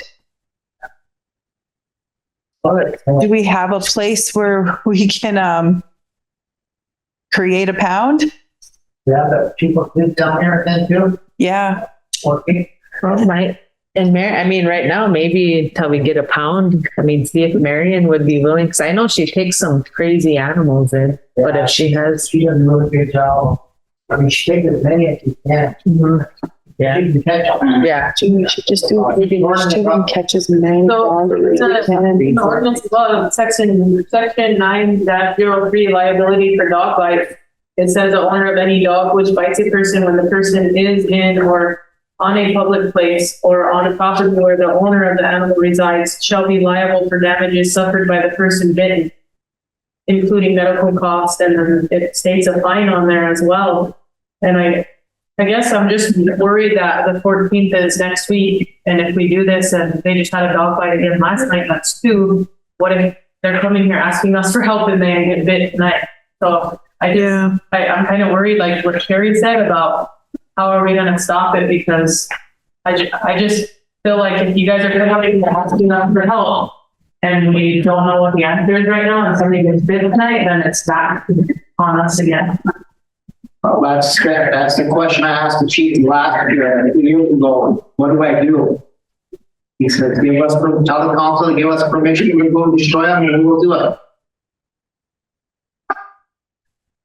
Russell. Normally when you get bit by a dog and you go to the hospital and they don't know if that dog is rabied or not. And so you go through a waiting period. If that dog has rabies, then you go through this whole treatment process, you know, and you don't want to see that. And so just basing everything on this ordinance here, right now they should be suspected of having rabies because nobody knows. And that gives the authority for the tribal police to go in there and pick up the dog. Because, you know, families are hiding dog. And that's what happened to that first one that passed away, you know. And, you know, that it's not a matter of having a dog pound. If the police goes and pick up a dog, they can take him to Valentine, you know, and we pay the expenses of, yeah, us or the, you know, here it says it's going to be a responsibility of the owner, the way it's written. So I don't think that should be an issue. I mean, police should be able to go into that house and pick up that dog and for purpose of rabies, you know, they might have a tag on it saying they got a shot last year or something, but we need to verify that until I think it's like 10 days, you know, after you get a bite, you can catch rabies. And so right now, the answer would be maybe you should sit down with the PD and, you know, these houses are on tribal land, I'm assuming. That gives the authority of our tribal police to go in there because of danger. You know what I mean? There's mechanism in place to at least impound those dogs until that period of time where Indian Health Service can determine if it's needs any more medical assistance. So I you know, just basing it off on this particular ordinance, we should be able to go in there and pick up the dog. Once we start doing that, then maybe people will take notice again. You know, we soon forgot. I don't know how many years it has been since Swift Bear when the first one passed away, and now it's coming up in Swift Bear. So I can't remember the year, but 2010. Yeah. Wow. Even Pat. Yeah, I can say this, but we've been going over this issue for years. It seems like the tribe and all the departments get serious about it, police department, everybody, but it takes something like someone getting severely hurt or killed to pop back up again. And all these ordinances here, they're only good if they're enforced. Everything on these papers are only good if they're enforced. When we had like the incident back in 2007, right after that, they were being enforced. You seen the dog population going down. Law enforcement was going out and putting a lot of these animals to sleep, dangerous animals to sleep. And then it just kind of fell by the wayside and went away. Now it's coming back again. And this is not the first time it's coming back.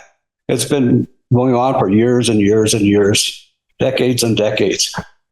But we can come up with all the rules, regulations, ordinances that we can possibly think of, but unless they're enforced, they're not as good as, they're not worth the paper they're written on. So that's where we're at. We've dealt with these issues before for years, and we're just back where we started. So, but from experience and from dealing with these issues in the past, the only thing that really works is getting serious about it. Allowing those officers to put these dangerous animals to sleep.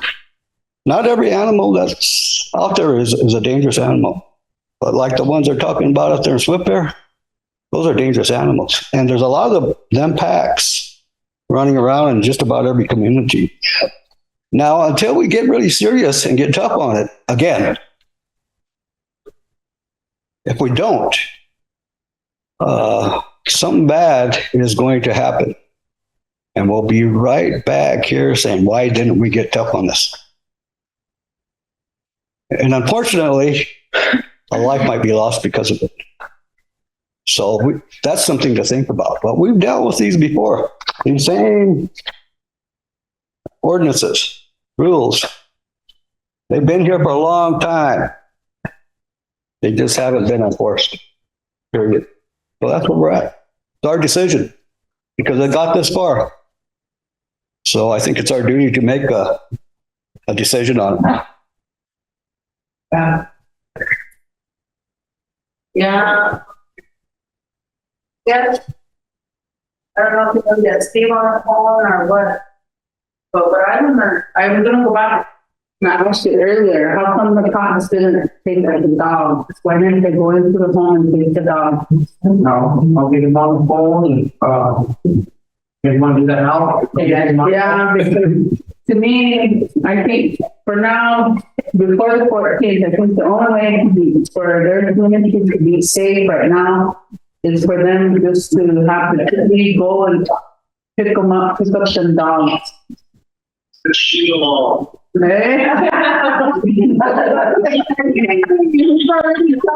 Yeah, no.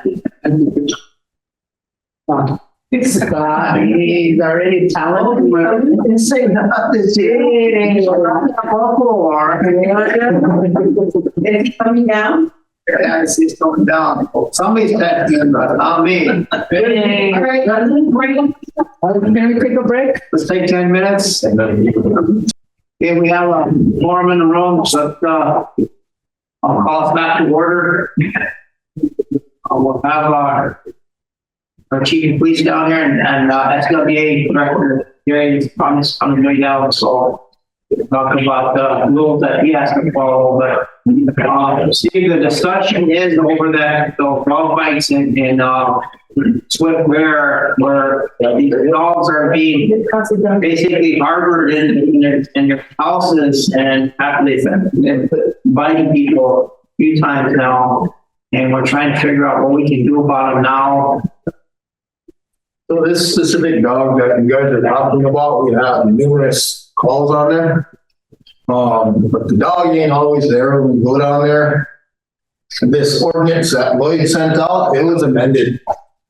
I don't know where the documentation is. I was trying to get a hold of Kathy to give me the updated version. She changed that when she was on council. It pretty much took us out of the picture and it gave that, whatever her dog pound is.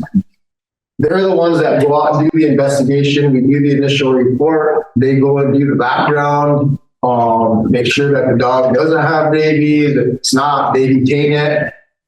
The police department doesn't have anywhere to put dogs, the way it's stated in the ordinance that Lloyd sent out. I forwarded Cher an email. When I first got in council, we were already having problems with dogs, so I asked Kathy what the process was. What does she follow, and how did you get that response? She kind of spelled out the whole process, and that is again listed in this one. So the secretary's office. What do you have? I have 404. I don't have that one. Lloyd didn't send me that.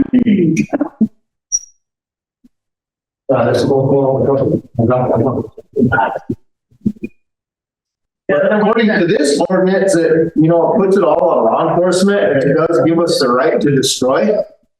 But in the new ordinance that was passed, that was taken out of there. And Kathy was pretty adamant when she was on council that she didn't want that to happen.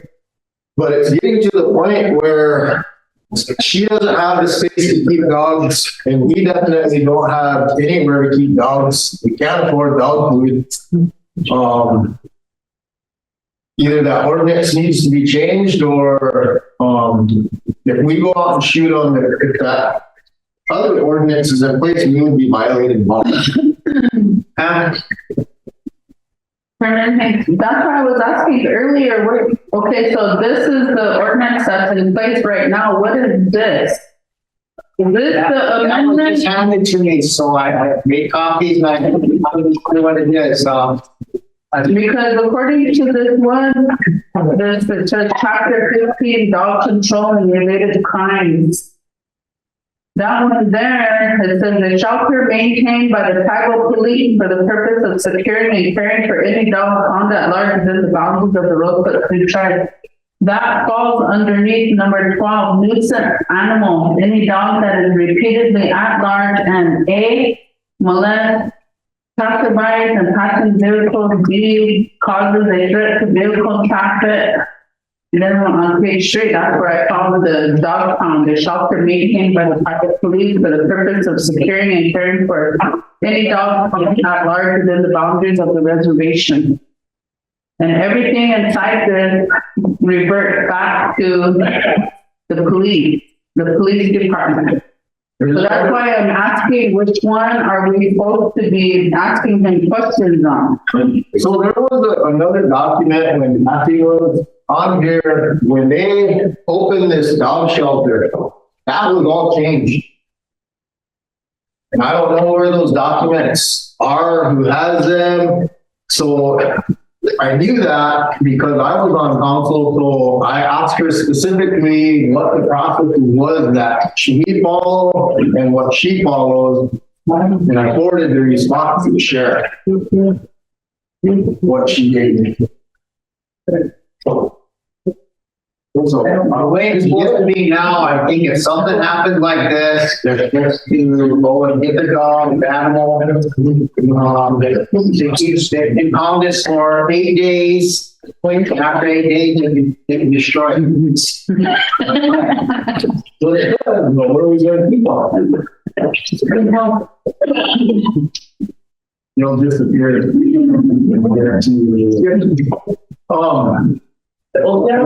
So yeah,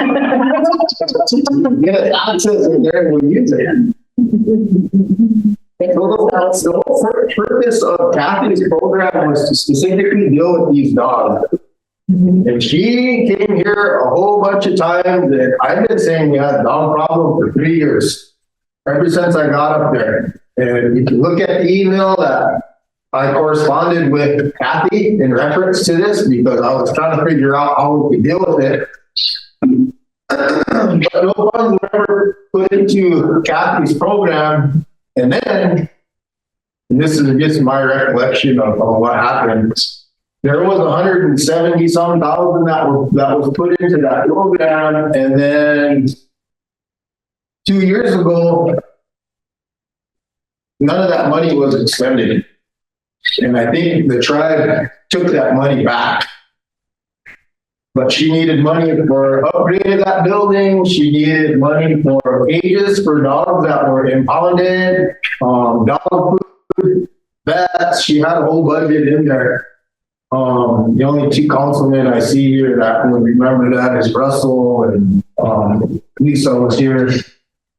But that's kind of where all of that came from. And in that document, it said we can't destroy dogs. But that would be the easiest process for us. 2 years ago, we had an instant animal and there's the incidents. But we have dog bites every single day. Every day. And antelope's bad. Swift Bear Horse Creek have a couple dogs up there. It's the same dogs, St. Francis. Every community has a dog problem.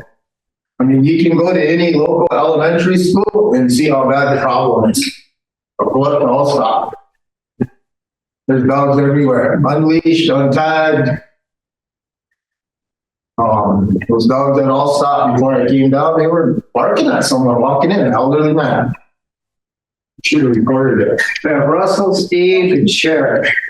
Go, Russell. Yeah, you remember, then we have, somebody went out and did a sweep of the community, they got Law enforcement. Yeah, They picked up a lot of stray dog. They did a contract that last time we had that swept there, they brought his contractors in, they did a sweep. They loaded them all into trailer. They disposed of them. They found them down in the Little White River. They disposed of them down in the river. Oh, that was a law enforcement.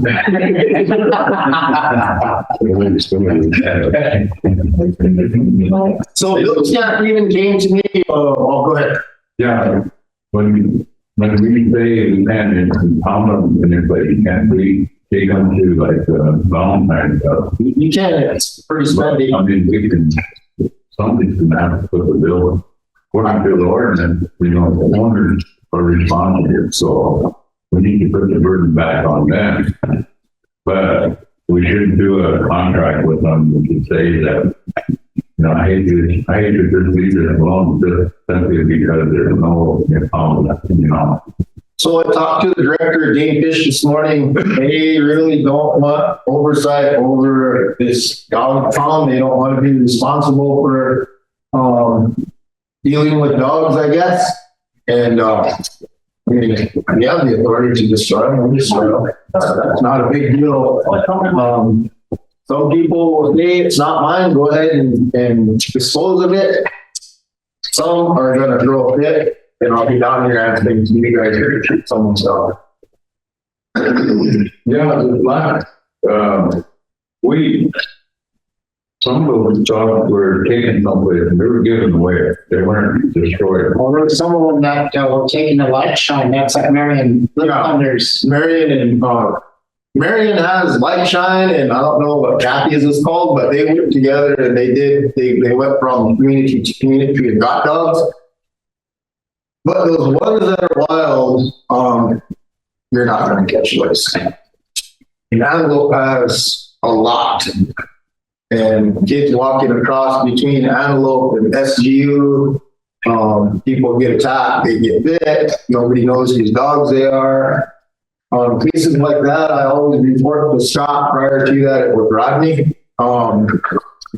And both told me to go shoot him, but I don't want to get into that unless I get an okay from the spotter. And that's exactly what he told me. He said, "Mike, it is destroyed." That's how it used to be. If I saw me, they were automatically destroyed. That's not what the ordinance says now, and that's what I was told. So he said, "If you don't give me information to do this, I will go out and destroy it." That's what he told me. So I'm telling you the same thing. You got to share and match. I found the ARPA request from Kathleen, and asking for $300,000 as an estimate for the renovation of the full barn building to become an animal shelter. Or for the construction of it. She does have cages over there, but I don't know if it's going to be enough to do something like this on a weekend reservation suite. I'll just give you an example. Oak Creek Community, they gave up 22 shells. They hired 5 guys to go house to house, and they destroyed like 120 dogs. Well, the next week, there was like 200 dogs. So, I mean, you're going to destroy them, but more are going to show back up. And it's going to be an ongoing thing, but we can do it. We have bullets. Tom, Russell, Tom. Mine just came from the secretary's office and reiterated what Steve said, that it was passed that council on an amendment. Secretary said that it never wasn't done. Yeah. So right now, I guess everything still lies with the police department, from what I understand. So I guess have this other resolution here that basically, you see the one, Steve? 2015 resolution saying that we will not shoot dogs. So that's part of the other one that I was talking about. There is another document, maybe it didn't go to the second reading, which means this would still be in place and a resolution does not override our ordinance, so we would still be following that because that doesn't supersede the ordinance. So, and check. But I'm gonna get a check. Well, you might want to check with, Mandan Police Department. They have plenty of dog, cages.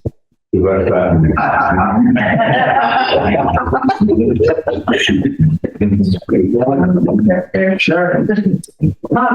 So I know that a lot of the funding that she gets is based on, the non-euthanization of animals.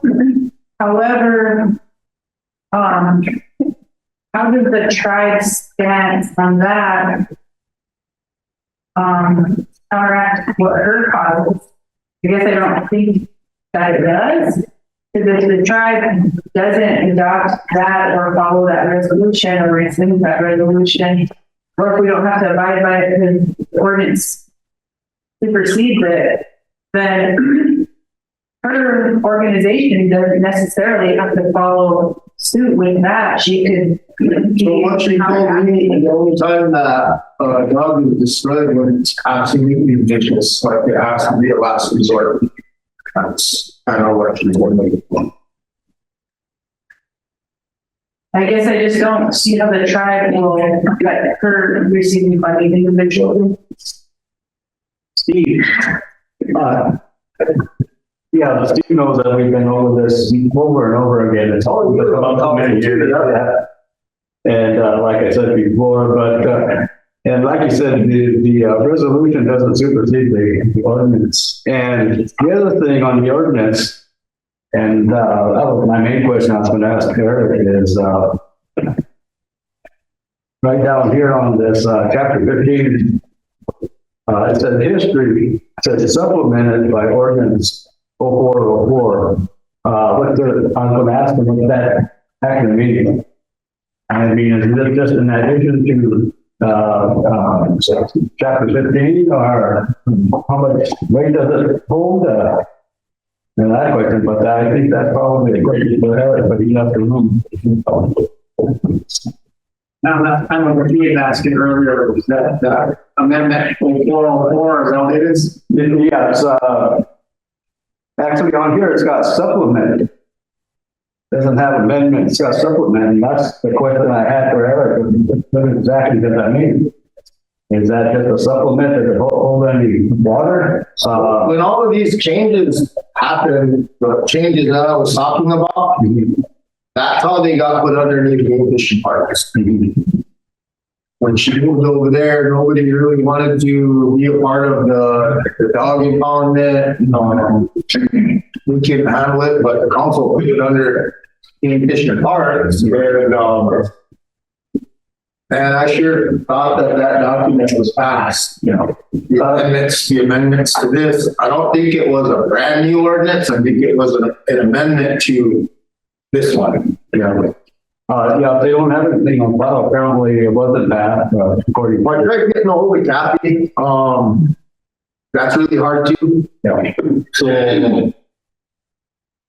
when we deal with dog bites, it's kind of hit or miss. Sometimes she goes out and does her investigation and does issue tickets. And the new document, it allows that office to go out and issue citations to these individuals if they don't have them vaccinated.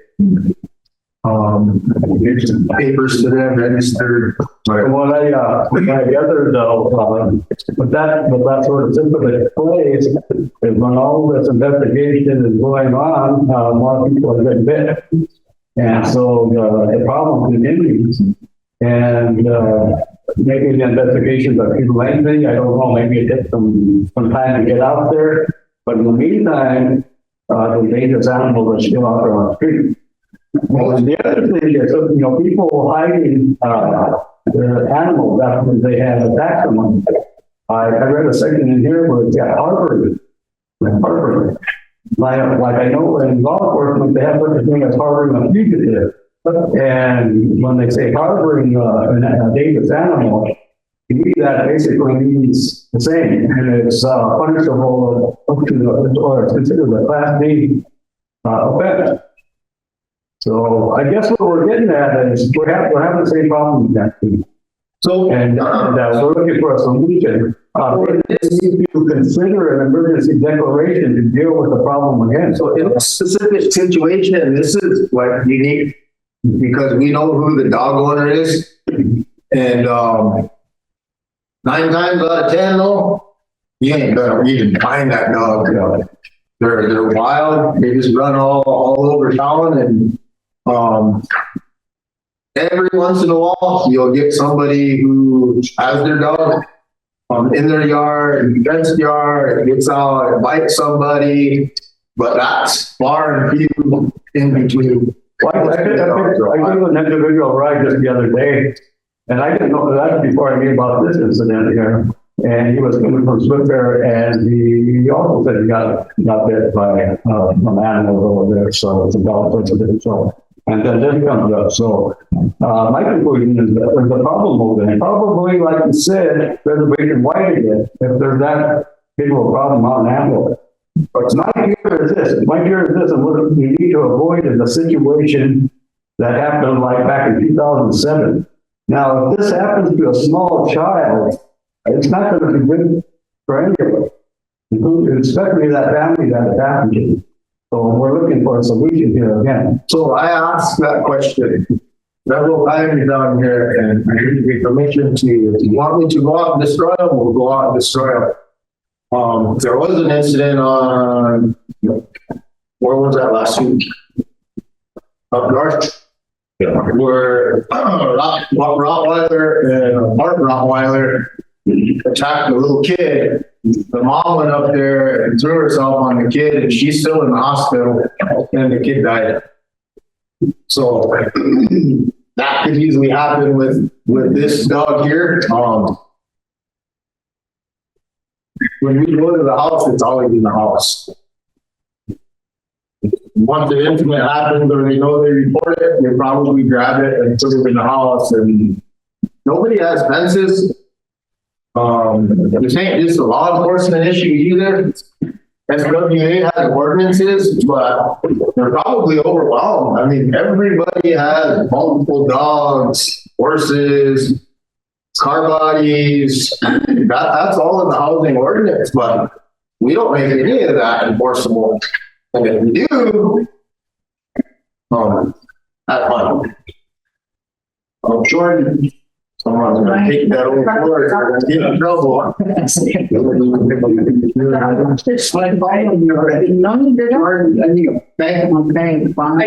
personally feel like if the dog bites somebody and they break that skin like that, I feel like we should put them down. Just because, I mean, you and I both know that once it gets that taste, it's never not satisfied anymore with anything else. So I'm just gonna do that. That's going to be a continuing thing again. So, I mean, we look up many things. There is a lot of instances like that, but a lot of times it's not the dog's fault either. Sometimes dogs are within their premises, they have their in shot, somebody enters somebody's yard, unauthorized. In one case, it was a Golden West employee that got mauled up pretty bad, and he was in the wrong. I guess I'm specifically regarding to what the wild ones are, like this one who's kind of like, yeah, because if there's no control over that animal, and you need like, if it's somebody ate it last night, that's what they reported. So that's 2 times now. So I mean, 2 times that we were aware of now, right? So I just feel like there's you can distinguish if it's wild or not. And I know you're saying it's going to be hard to catch them. Well, this one here, no, she allowed to shoot her other one. She did have a couple dogs in the past that wiped out some other dogs, neighboring dogs. Well, she allowed us to shoot that one. And then this one started to, I mean, the same thing.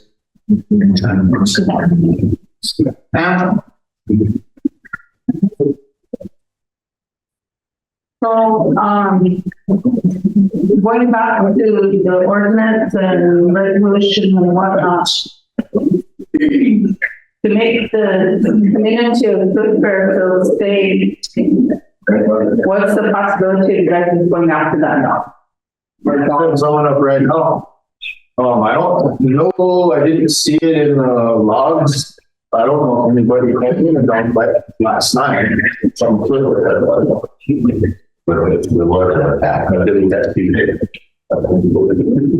I guess, earlier I had mentioned that, when it's human on human, it's considered aggravated assault. And when it's, animal on human, my colleague said there's no definition or there's nothing in law that says anything to that effect for law enforcement.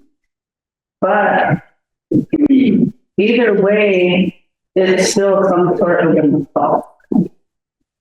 And, when it's a repetitive thing that's happening from the same dog, you would think that it should click a light bulb in somebody's head that, well, we need to take that dog. I don't care if you take it back in your house, you gotta let us in and take that dog. It needs to be taken. I mean, that's how I look at it. I don't know how it goes, but We're calling it. I'll send them, we'll take care of it. okay. But you're not big on a pitches buffalo, and Moses Kashkana, some young cry wagon company, they're not. Look up to honey, not folks out here. Honey, gal, I walk it, just get up. Hold up, gonna take some time, good afternoon, council. I know, we always say dogs very sacred, and it goes way back in time. But we go back and look at all the other animals. I know in the past, it goes back when GIA was cleaning house and taking all the horses, and nothing was done. And BIA sold everything. That's under maintenance. And the BIA CFR 25, there's a law on that. And other reservations have banned pet wolves, have banned other dogs. How come this wasn't allowed? That's another thing to look at. What is allowable, what is not allowable? Because a lot of that pertains what kind of animal they bring here, right? So what is allowed? What kind of dog? We got to really specifically identify that issue. We have a lot of Rottweilers that have pet wolves, have different dogs that are here. And that's the situation that, we got to look at. I see a lot of people, young men, boy, they got pet wolves, and a lot of Rottweilers on big chains. That's scary. But other reservations, we ban them. Allow them here. If they have them here, there's a fine to it. It's not a small fine, it's $1,000 fine. That person goes, So I just, my food for thought. Thank you. And there are some people who have dogs that are registered as either German Shepherd or Pit Bull or whatever, but there's also a lot of dogs that are crossbred that are considered mutt. And so it's hard to. It's really hard to, I understand what Pete's saying, but it's hard to put a name on some of these dogs. It really depends on the owner on how they treat that dog and how they allow that dog to, interact with society. But once they have it, I know that some of these ordinances or that ordinance said something about that they have to be tied inside the yard. When you tie up some dogs, sometimes that's what causes them to get ornery. And it's because they don't have that freedom to go and run like they're supposed to. So that's another scary thing. That's why I understand where this is always being a problem and, you know, but when it comes to fighting, I have to agree with a lot of the reps on, you know, that taste is there, you know, you can get rid of it there. So I don't know, I guess maybe some way that wording inside that ordinance, Eric could probably read specifically that on the biting part. Because I don't think that ordinance really addresses, you know, like for the PD to actually put it down that, you know, it's from a human bite. See, remember that 1 year, was it a 2-strike number? Was it Francis to get him or food charger? And there was that happened with one of the guys' canines up there while you weren't on up there. That happened with one of the canines, remember, bit her son or something all up on the arm and they had to put that dog down. You remember that one? And another instance, you know, so it's really hard to make that decision, but when it comes to dog biting, I guess that's what I'm kind of concerned about is when they bite. Unless somebody can prove me wrong that once it bites, it's not going to bite again. Okay, Steve. Yeah, I brought up the chapter 15 of the dog control and related crimes. The portion where it says history supplemented by ordinance 0404. I just spoke with Eric about it. Maybe he can get up and give his explanation of it. Good afternoon, Council. So stand here. No, I didn't write the animal control ordinance, and I don't really understand much any more than anyone else what supplemented means in its context. If you look at and I think there's a couple of issues that I kind of wanted to point out. Cruelty to animals in Class B, but allowing your dogs to run at large is only a Class C. You know, I think allowing your dog to run at large and if they bite somebody, I think be a higher offense in Class C. The other thing is with this animal control, the SO4 or the dog control related crimes, it says that if public health and local other medical authorities involved deem it necessary, tribal police are hereby authorized to research and dog to purchase, making change the status of the rabies carrier or for the purpose of eliminating the dog is that. I think there should be some serious revisiting of the discussion of revising these ordinances to reflect the reality of the situation we don't have an animal control program. We have an common facility, but we don't have the people to enforce that portion of the ordinance. What we have is the PD. And sometimes they have to make the decision on the spot whether to destroy the animal or not. So, Eric, that facility over there in Antelope is in place for a reason.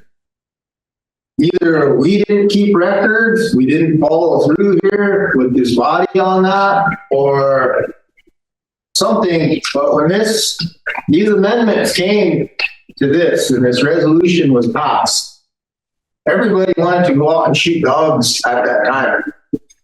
And I know Russell remembers because I just reminded him of what was said at that time, and they started talking about the sacredness of the dog. Sure, Scott remembers because he was vice chairman. But everybody stood up and talked about how sacred dogs were. We can't just go out and kill them. We survived on them way back in the day, and that's where we came with that document I'm talking about that was passed. I don't know if it's an amendment to this. And it wasn't put in there, which happens sometimes, but I would do some research on it. But I know that document was passed there because Isn't that the problem? We don't know what the record is. If we go back to this though, and that other document getting brought by Kathy, don't come after me. That's why I'm asking. Give me direction. Tell me to go and do it, and we'll do it. Well, we need to clarify what the record is and what the law is, and we haven't even first step. To me, it's not really clear. Because the way that other ordinance reads with this resolution or the amendment to this is that we go out and shoot dogs on our own, then we're violating our own law, and then what? A person come after us civilly?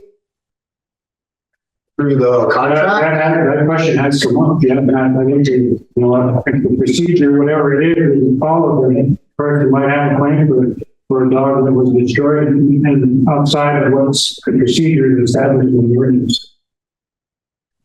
I heard Joe comment. Currently, or the first time I'm ever seeing this. The last time that I was part of this, other ordinance that was put in place was after 2015. I was on the road at that time when we were tasked with going out in the community asking that this is your dog, we were allowed to shoot it right there in the dark. And we killed a lot of dogs at that time. And the ordinance that I knew about at that time, and that we go out currently, is that it took the power of us destroying dogs, whether a person got bitten.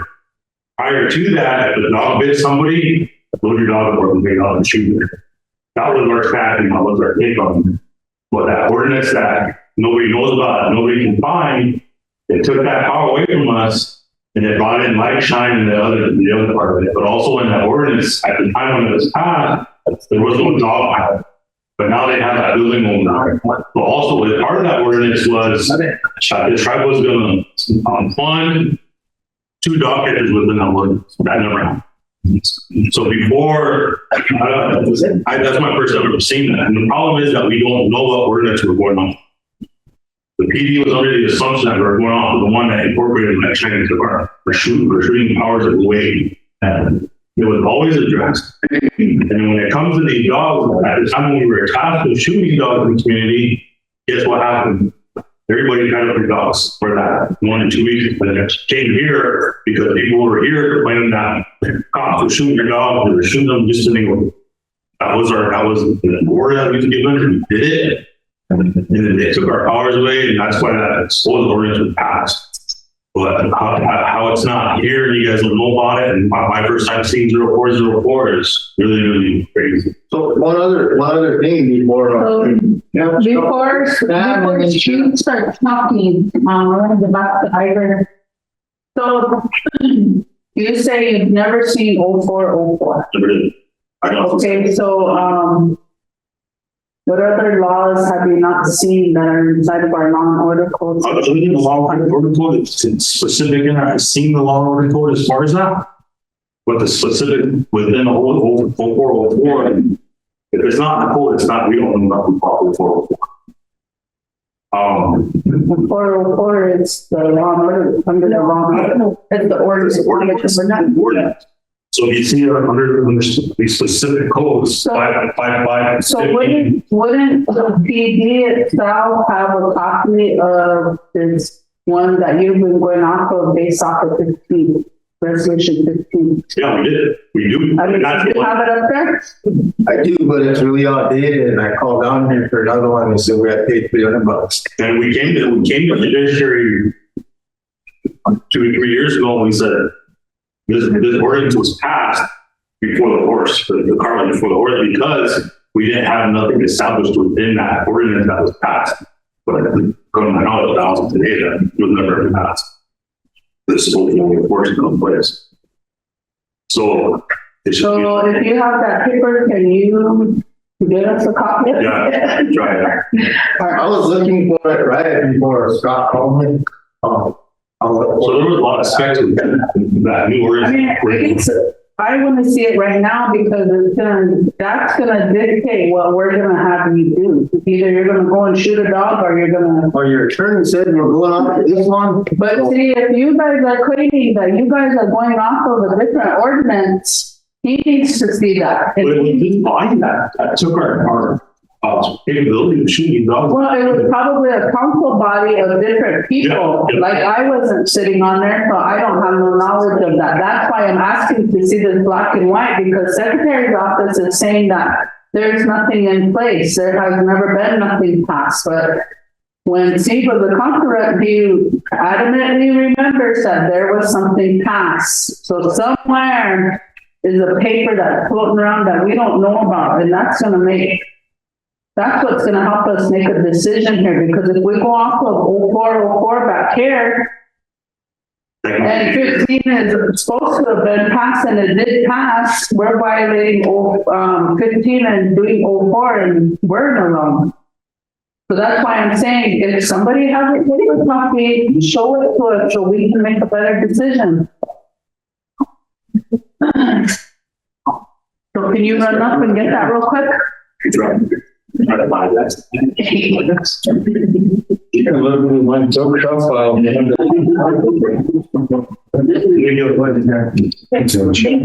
So I think one of the biggest issues here that we're not addressing is the funding. So if we really want to solve this problem, then we really need to have some funding toward it. And I know that the contract has up to $250,000 that he can approve and delegate some of that to office, or not an office, but to a shelter or a renovation, and then maybe possibly some employees who start rounding up a lot of the animals, and not necessarily to euthanize them, but to try to, take them to Lifeline and all these other shelters, but at least start trying to round a lot of them up, especially like the ones that the police department gets so many calls on. Or would we need to, or do I need to make a motion for Eric to draft the ordinance, or for Eric to draft a resolution to allocate some funding for this? And I mean, it's not what we sent today with the report that we have only so much money left in that mine that was put aside for the storm. So I think there's probably, we're going to use the rest of that money to basically buy the skid steers. And that's it with that $5 million. So I know that we talked about doing a 15% budget cut on the ARPA office, and if you do that, that'll be roughly $200,000 there that we could reallocate. He said there was another $1 million that was calculated the savings too. So we had like 6.7 million to work with unbudgeted money.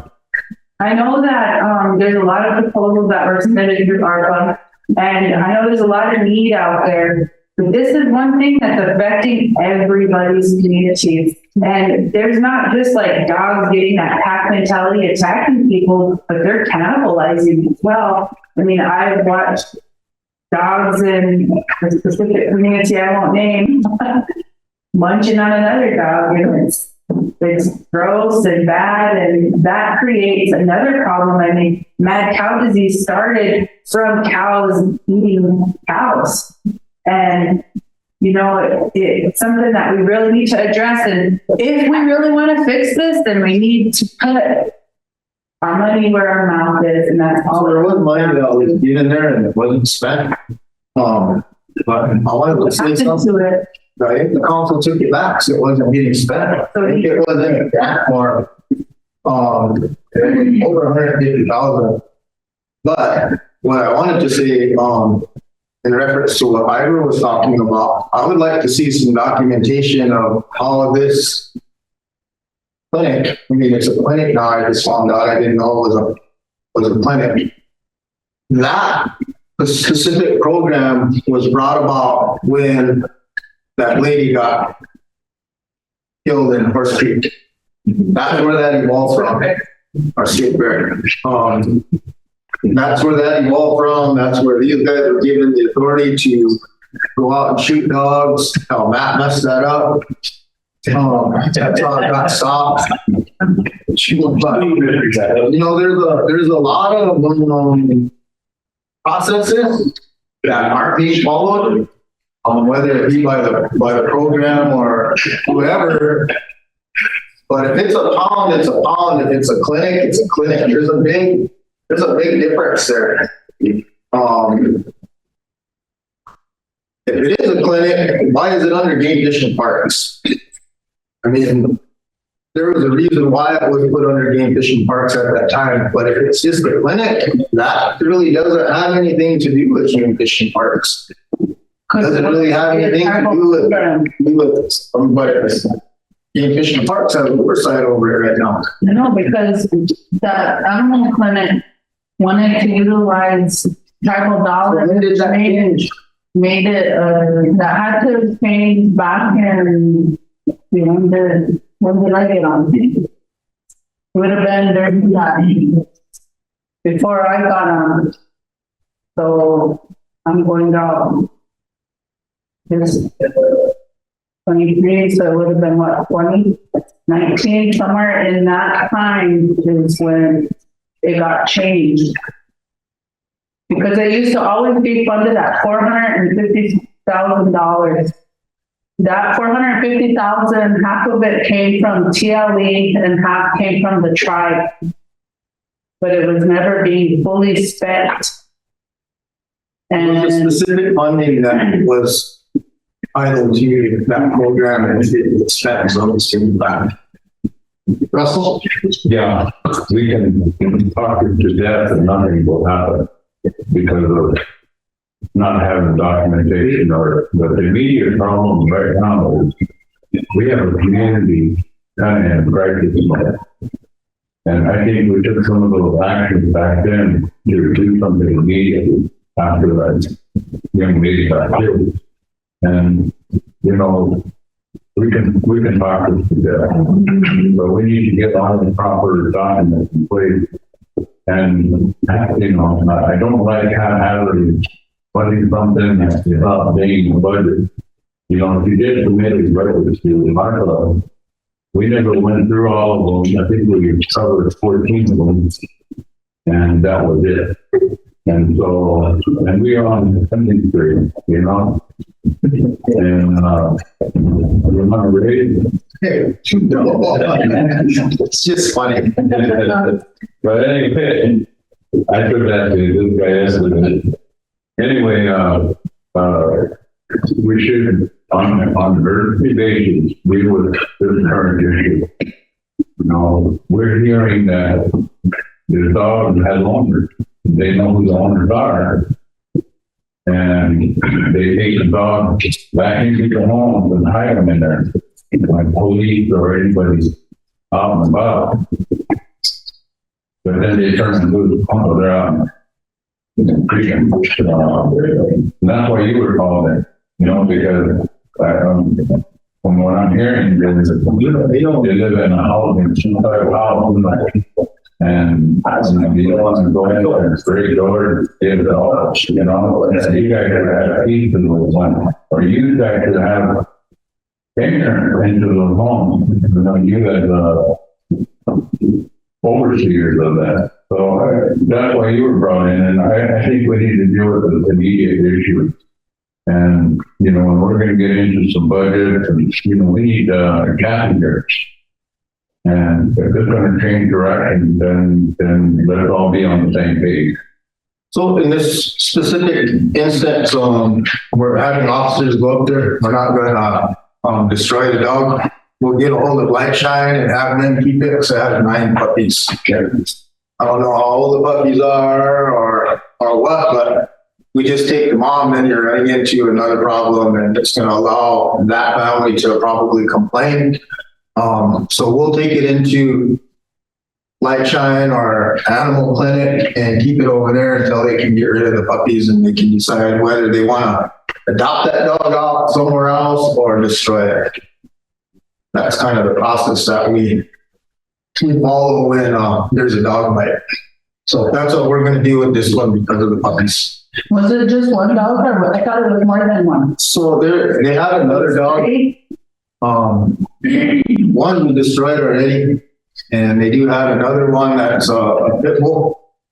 And then this one here is a mom and has 9 puppies right now.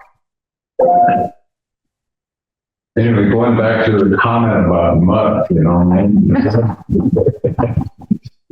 Well, I think we can do some follow-up here. We are gonna meet on 14th and 15th, maybe even 15th if we need to, but, you know, we should have things like a paper trail kind of thing, and so that we can, if we need to make any changes, hopefully we get 15 people in here and make some changes in languages. Otherwise, you know, we'll talk. It's a lot of laws that tie our hands on dealing with stuff, and this is one of them. And I think that the police department should give us some recommendations on how we can resolve this problem.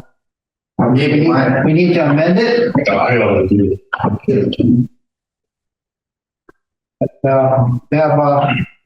SWA here, Gary, what were you looking for as far as the family that's harboring the animals inside when they get down there? Or is it, are they providing any kind of housing laws as far as having animals down there that's vicious, or? You sent 2 specialists up there yesterday, and when they got up there was no dogs in them. They're all gone. So, they did talk to the lady. She said the dog that did bit it belonged to somebody else. That's always the story. So they got that hold of that lady at work, and she's blaming back the other one. So that's how it usually goes. We'll take it into custody, but dogs in housing is everybody has multiple dogs. The ordinance says no Rottweilers, pit bulls, but everybody has those too. German shepherds and golden pigeons. And it's only brought up usually when somebody wants to say something about someone else. That's usually when we get the calls about those kind of dogs, that they're violating the housing ordinance. But the council needs to probably reaffirm that and ask their tenants to obey the ordinance, the dog ordinance that's in place for housing. They sign a contract when they get a house, but as soon as we take one of your kids' or grandkids' dogs and don't chew us out. Or convict them for these violations. I was down here in the house today. Okay, he's gonna take the dog that's biting people and take it into custody. Where are you gonna take it to? You're gonna take it to We'll get a hold of Marion or Kathy, the answer. And now I guess we can take it to Valentine. That's $9. I don't know who's gonna pay the bill, but I guarantee you that person isn't gonna pay the bill. You know, somebody gave me this ordinance, and if this is a true ordinance that we passed, the common fees spelled out in here that it's up to the owner. You know, there's a $5 against the owner and counted by the police. And then there's also additional fee of $1 per day against the owner. So, you know, I know she takes that dog to Valentine, it's a good costly, but some of them get held responsible. It'll be us because we took the dog down there. Under 0404, there's a loophole that we can euthanize the dog for further investigation. All that, all day. We can dispose of the dog and hold it for there's a loophole in it. So if we go by 0404, we won't have this problem and we'll be able to Yeah, but we're gonna have to cut the head off and send it off. Yeah, that's the for rabies. Well, that's what I was gonna ask you, because is that the only way that that's the dog for rabies? What they make us do. When we do, I think we get $3 since I've been up there. At the time of picking up or whatever, if they don't have a tag, or no kind of paperwork showing that their dog is vaccinated, whatever, you guys still supposed to chop off the head? I mean, if they have that If the signs are there, then yes, they have to, and if they're not vaccinated, then yes. But everyone puts their tags on the collar, and people like to steal dogs' collars. And I have my dog. the dogs running around all over either. Okay, the infantry parts is in charge again. Let's have,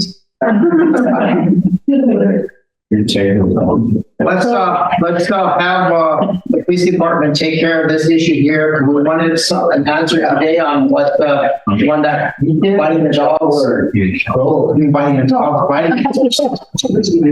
It's been a long day. Let them take care of it. Let's have that meeting on the 14th. Let's figure out what we need to revise the ordinance or make some amendments to it. Let's hear from Kathy. Let's hear from Marion. And we'll invite the chief of police back down on the 14th. Have this discussion again. But they're wanting my views and Kathy's views are salt and pepper. They're not the same. We're gonna have a really strong debate back between two of them. And so we have. Sure, you're like that too. I know, but I'm sure. You have a question, comment? What about the third dog? Third dog. Are you willing to see if you can find a third dog? Cool. Because we do have problems with that one too. All right, sure. So another thing, just kidding. I think we should really prioritize our meetings because we're going to be talking about ARPA on the 14th. And maybe we shouldn't schedule anybody else that day, but maybe we should schedule on the 15th because there's talk about TLE and then there is now this issue. So do you think you could just set the agenda so we have specific times for things so we don't have people waiting? Well, we did today and we sat from the makers in my office that came from Des Moines, Iowa. We should hear from them. Yeah, so they've been sitting here since 1 o'clock. So I was going to ask you, can you guys give that as much priority as you're giving these dogs? Yeah. Because it's a problem. Mm-hmm. And it really needs to be prioritized. And it seems like as time goes by, we just get pushed off and pushed off and pushed off. And I too have a proposal. I was the third one to put a proposal in there for a task force. And we really need one if we want to be fully staffed and deal with drugs. Right now, I took the task force off and put them back on patrol because we just can't keep up with the traffic that goes on in the communities. But 90% of the traffic that comes is meth related. So I hope that you guys can keep that in mind. And you know, it's not because I want money up there or I want to raise. I need officers to deal with this. It's going to take money.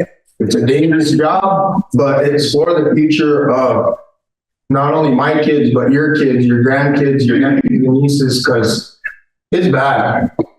It is, and we've discussed it at Judiciary Committee, and we want to come forward and with a plan to council as well. But would you please set the meeting agenda up? do you want all the activity like people for the dog ordinance and the animal inspection on the 14th, or you want it on the 15th?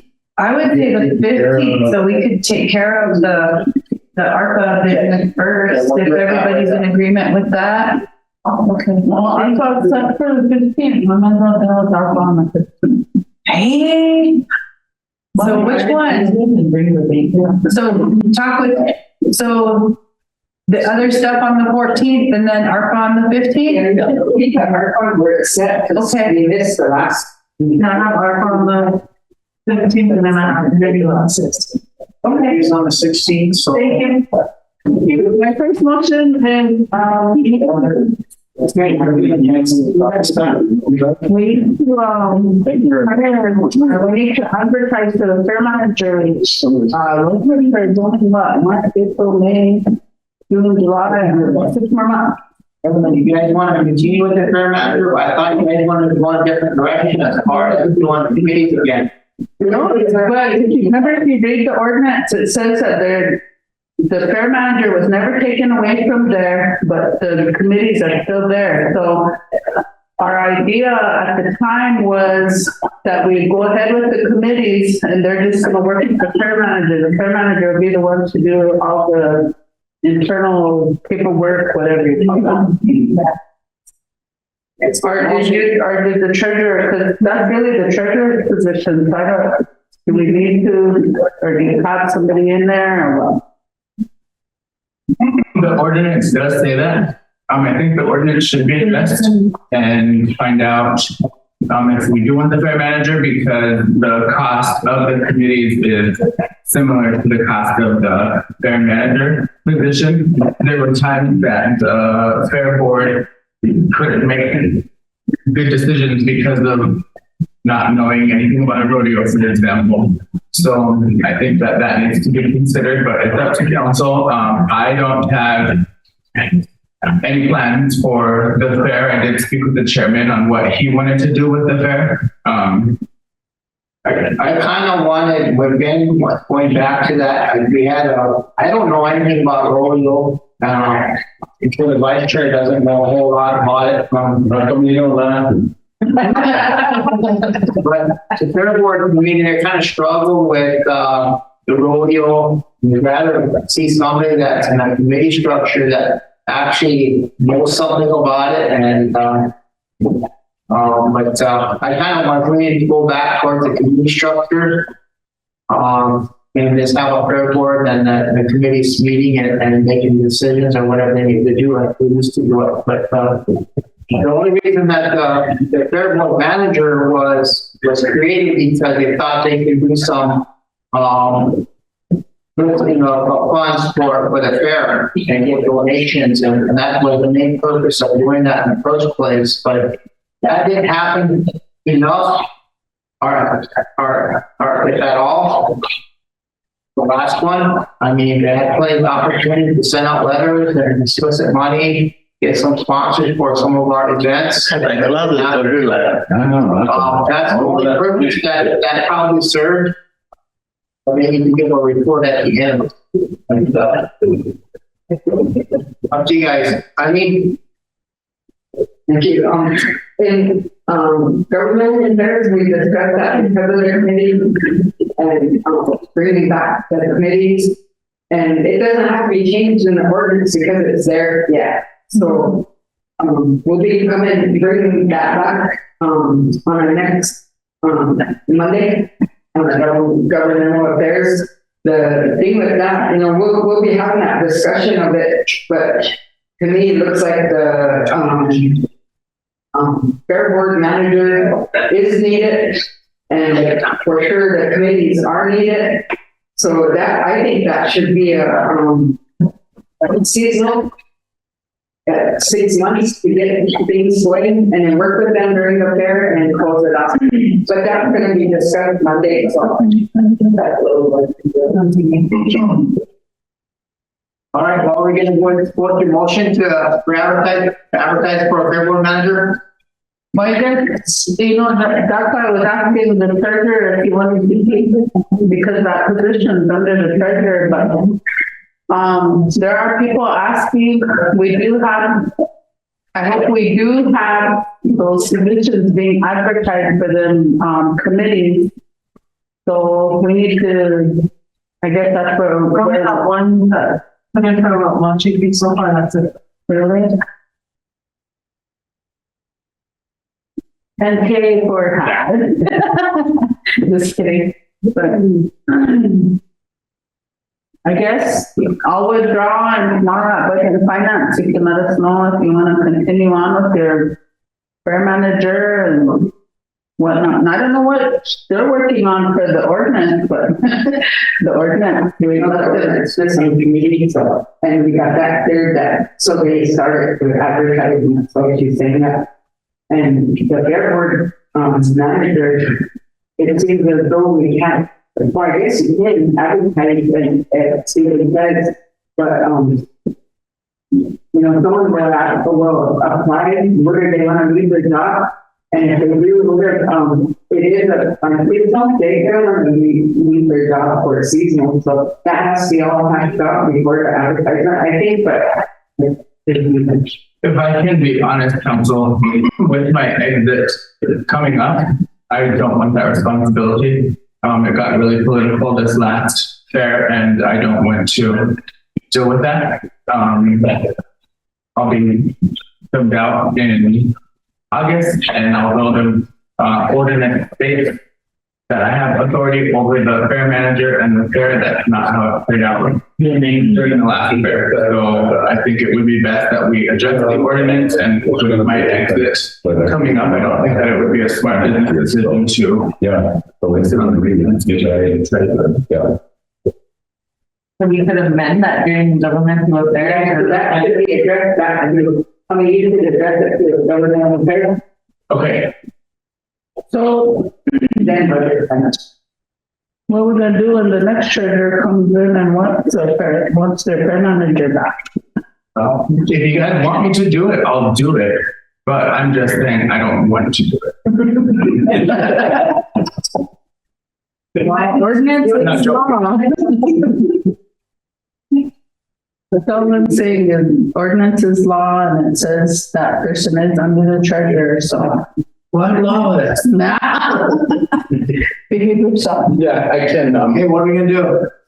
Sure, got the answer? Yeah, she's full of answers today. Actually, I wanted to make 2 motions. Oh, I'm gonna break quorum. Okay, so the first motion is to advertise for the 7 city council members for 30 days, beginning February 8th, 2023, ending in March 8th, 2023. Okay, we need a second. David, question by Micah. All in favor? 1, 2, 3, 4, 5, 6, 7, 8, 9, 10, 11, 12, 13. Opposed? 0. Not voting? 0. Motion carried. Second motion that I want to make is for travel to the Tribal Land National Staff Conference, March 21st through the 23rd. What's that at? Temecula, California. And the reason is because it goes over EIS, economic development, land appraisal, agriculture, the Earth Act, and broadband. Commissioner Flynn, the second. Question by Micah. All in favor? 1, 2, 3, 4, 5, 6, 7, 8, 9, 10, 11, 12, 13. Oh, 0. not voting? 0. Motion carried. Are we ready for the Jordan? Nope. Motion to approve and community resolution 2022. Okay, now, we need to give it a number, or we just use their number? We would give it a number, wouldn't we? Let's just hard, so that I would get one. So you gotta take every time, go back to that process. 39. 39. Is, what is this something we're voting on, or is it gonna be just, for the record? They gave her a directive to bring it to council to do a roll call vote on it. Did everybody get a chance to review it? That's the, it was set in the council, they're gonna bring it on, and have this discussion, and, you guys can do what you want with it, right now there's, you all know what's coming, so. Do we kind of have a discussion? Yeah, we'll have a discussion. Yeah. Can I read it first? Sorry. Yeah. Motion to bring on to seat. Motion to bring on to seat. Second by Ray, question by 10K. Ray, you started all 311. Where's the last? 1, 2, 3, 4, 5, 6, 7, 8, 9, 10, 11, 12. Opposed? 0. Not voting. 1. Motion to approve resolution 2039. Second by Ray. Start at the third. Whereas under Article 5 of the Constitution grants communities the authority to make recommendation to the tribal council. And whereas although Emerald Community is not in agreement with the RST Resolution 2023-19, and whereas Emerald Community feels that tribe's administrative officers, president, vice president, secretary, treasurer, and sergeant at arms, along with all tribal council paying themselves $10,000 each in a 1 lump sum, needs to consider its membership and the hardship its members endure. Whereas Emerald Community feels with the amount of assistance the tribes are providing is not near enough to compensate equally as tribe officers and council. And whereas the Emerald Community recommends each member receive $2,500 to all enrolled Rosebud tribal members, with the exception of all officers and council person and anyone else who may have received this 1 lump sum payment through Tribal Resolution 2023-19, and therefore be it resolved, the Emerald Community directs its council representative to present and support this community resolution by roll call vote at its next tribal council meeting. When the following community resolution was presented at a duly called meeting on February 6, 2023, and was passed by 35 in favor, 0 opposed, and 6 not voting. Any discussion? Let's see. Council, I, don't have anything to say about this resolution particularly, but I do know that, we're all aware of our budget and its capacity. There's 51 million cash in the bank account. I know that everybody's under a lot of heat for the raise, but your salaries are that of a secretary in this organization. Don't forget that. The hourly or your annual salaries will adjust next year. So the total income amount received or earned by each of you will reflect that $10,000 raise as per the St. Francis motion. But it's up to you guys on how you want to proceed with this. Ray, go ahead. First, I second it because my community made a motion to support this as well. And then secondly, the way and I know we're all interpreting that resolution that we passed differently. The way I explained it to my community, because I passed out, we all read it together, is the one-time payment. So I see it as a bonus, not a raise. That line item that's on there for the casino lost revenue account isn't even the account that we get paid out of, for 50% general, 50% indirect. So mine was to go through the proper process, and I explained that I'm a community, and for the 100th time again, that there's a process to it, and this resolution with community looked at as a bonus. I know there's a lot of different interpretations of it, but that's the way I seen it and explained it, and we all went through it. But I am in agreement, and I know some of us might be too, of following the process and putting in our next year's budget, putting it in the newspaper, and doing what the Constitution says. But this particular resolution, I mean, it wasn't my intention back in October, so I mean, it's not my idea to do that, but yeah, I do wanted to see if it was feasible for a raise to follow the proper process, and that resolution was not what I intended. It's not my fault. So thank you. So we all know the state of the ARPA funds and that this is impossible to do. So I make a motion to table this until we have our ARPA meeting.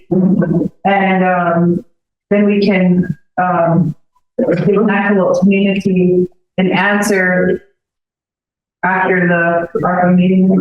That's my motion. The table until the meeting. And motion to table, is there a second? Fremont. Any question? Michael. All in favor? Table it. 1, 2, 3, 4, 5, 6, 7, 8, 9. Opposed? 1, 2, 3. Not voting. 1. Opposed 4. Not voting. 0. Motion carried. Okay, is there anything else we need to deal with? It's been a long day.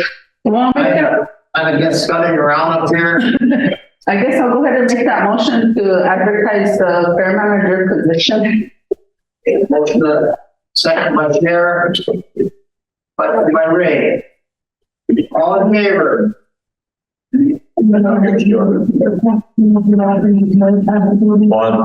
2, 3, 4, 5, 6, 7, 8, 9, 10. Moved. 1. How about you? Motion carried. I got Donna, and then Ray, and then Jordan. Are you doing it, right? Good afternoon. I too have a motion from Pittsburgh Communities that, I will get to the meeting for this. Oh, mine was just on, I was trying to look through the minutes on our email, but I know back in, I think it was September, because my community wanted the committees to be advertised. I think the deadline was like December. And so they were advertising it. Well, Yeah, they are right now. and then they're right now? Okay. So I didn't see them. That's why I was asking. Remember last meeting?